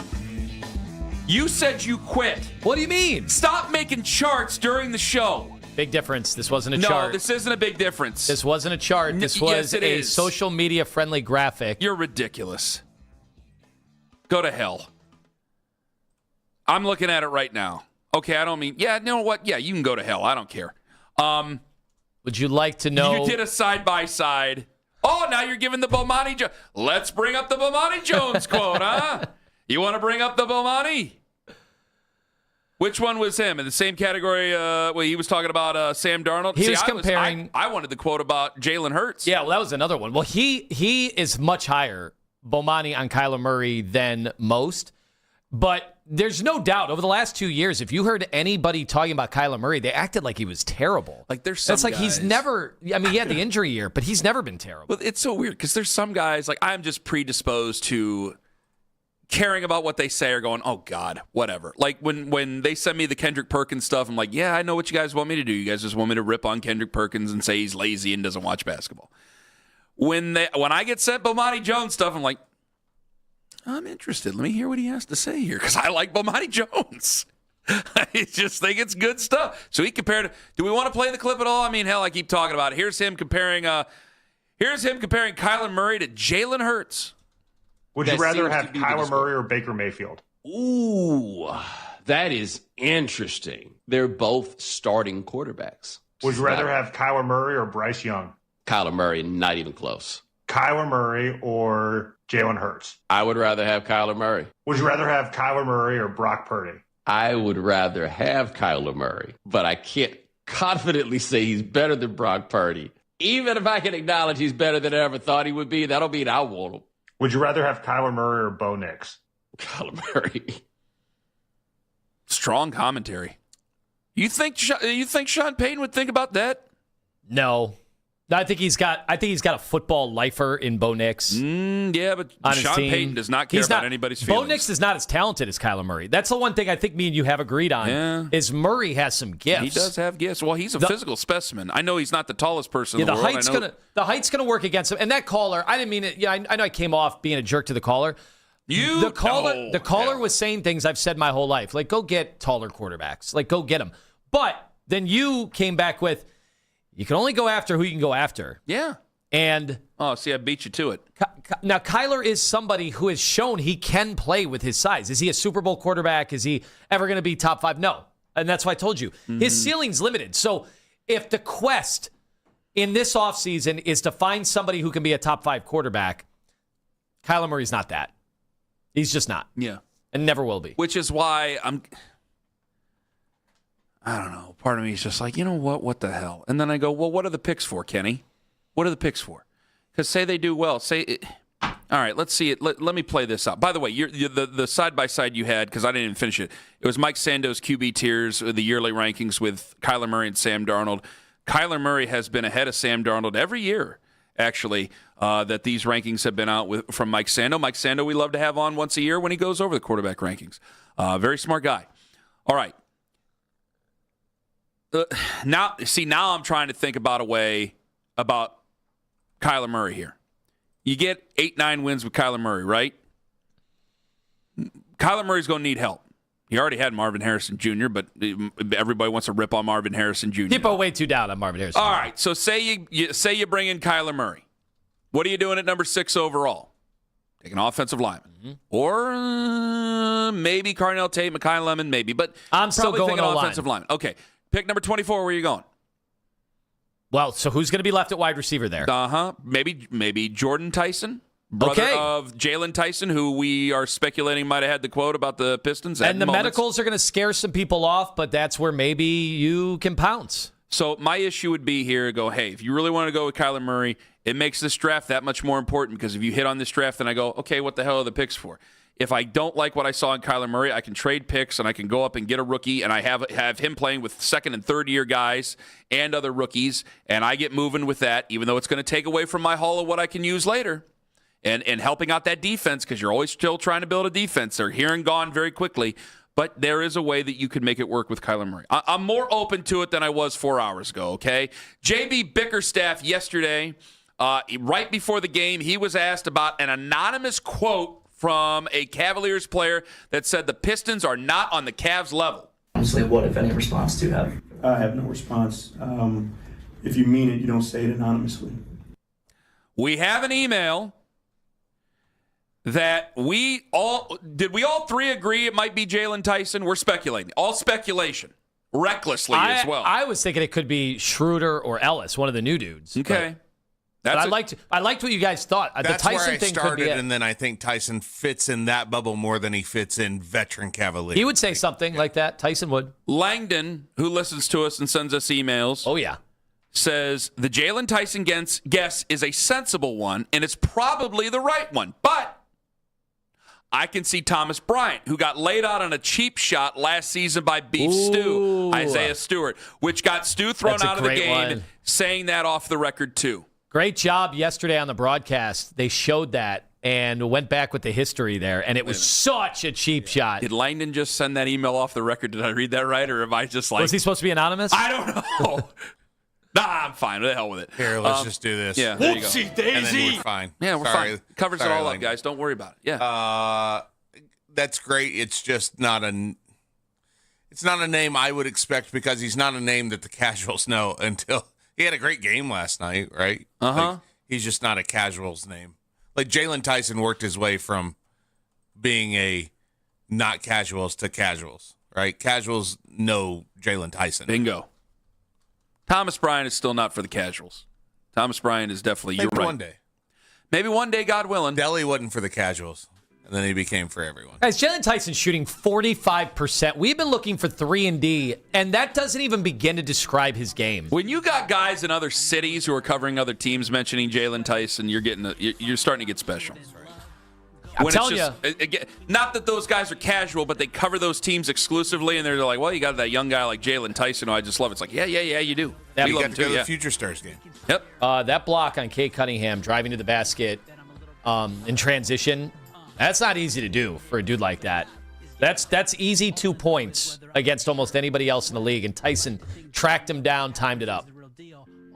Keith just cut a video of you going after me about the comparisons with Kyler Murray and the other quarterbacks. He lives to see me get red-faced. He does. If I'm drunk or mad, he's happy. And the more you get red-faced, the less you'll live. And he'll be happy. It's a win-win-win either way for Keith Britton. Listen to Charles Davis, 923thefan.com. What would it take to get Kyler Murray? And do we need miles to get him? Ken Carman, Tone Master General. Have a wonderful day, friends. Hey. Sounds good. Where's your entourage now?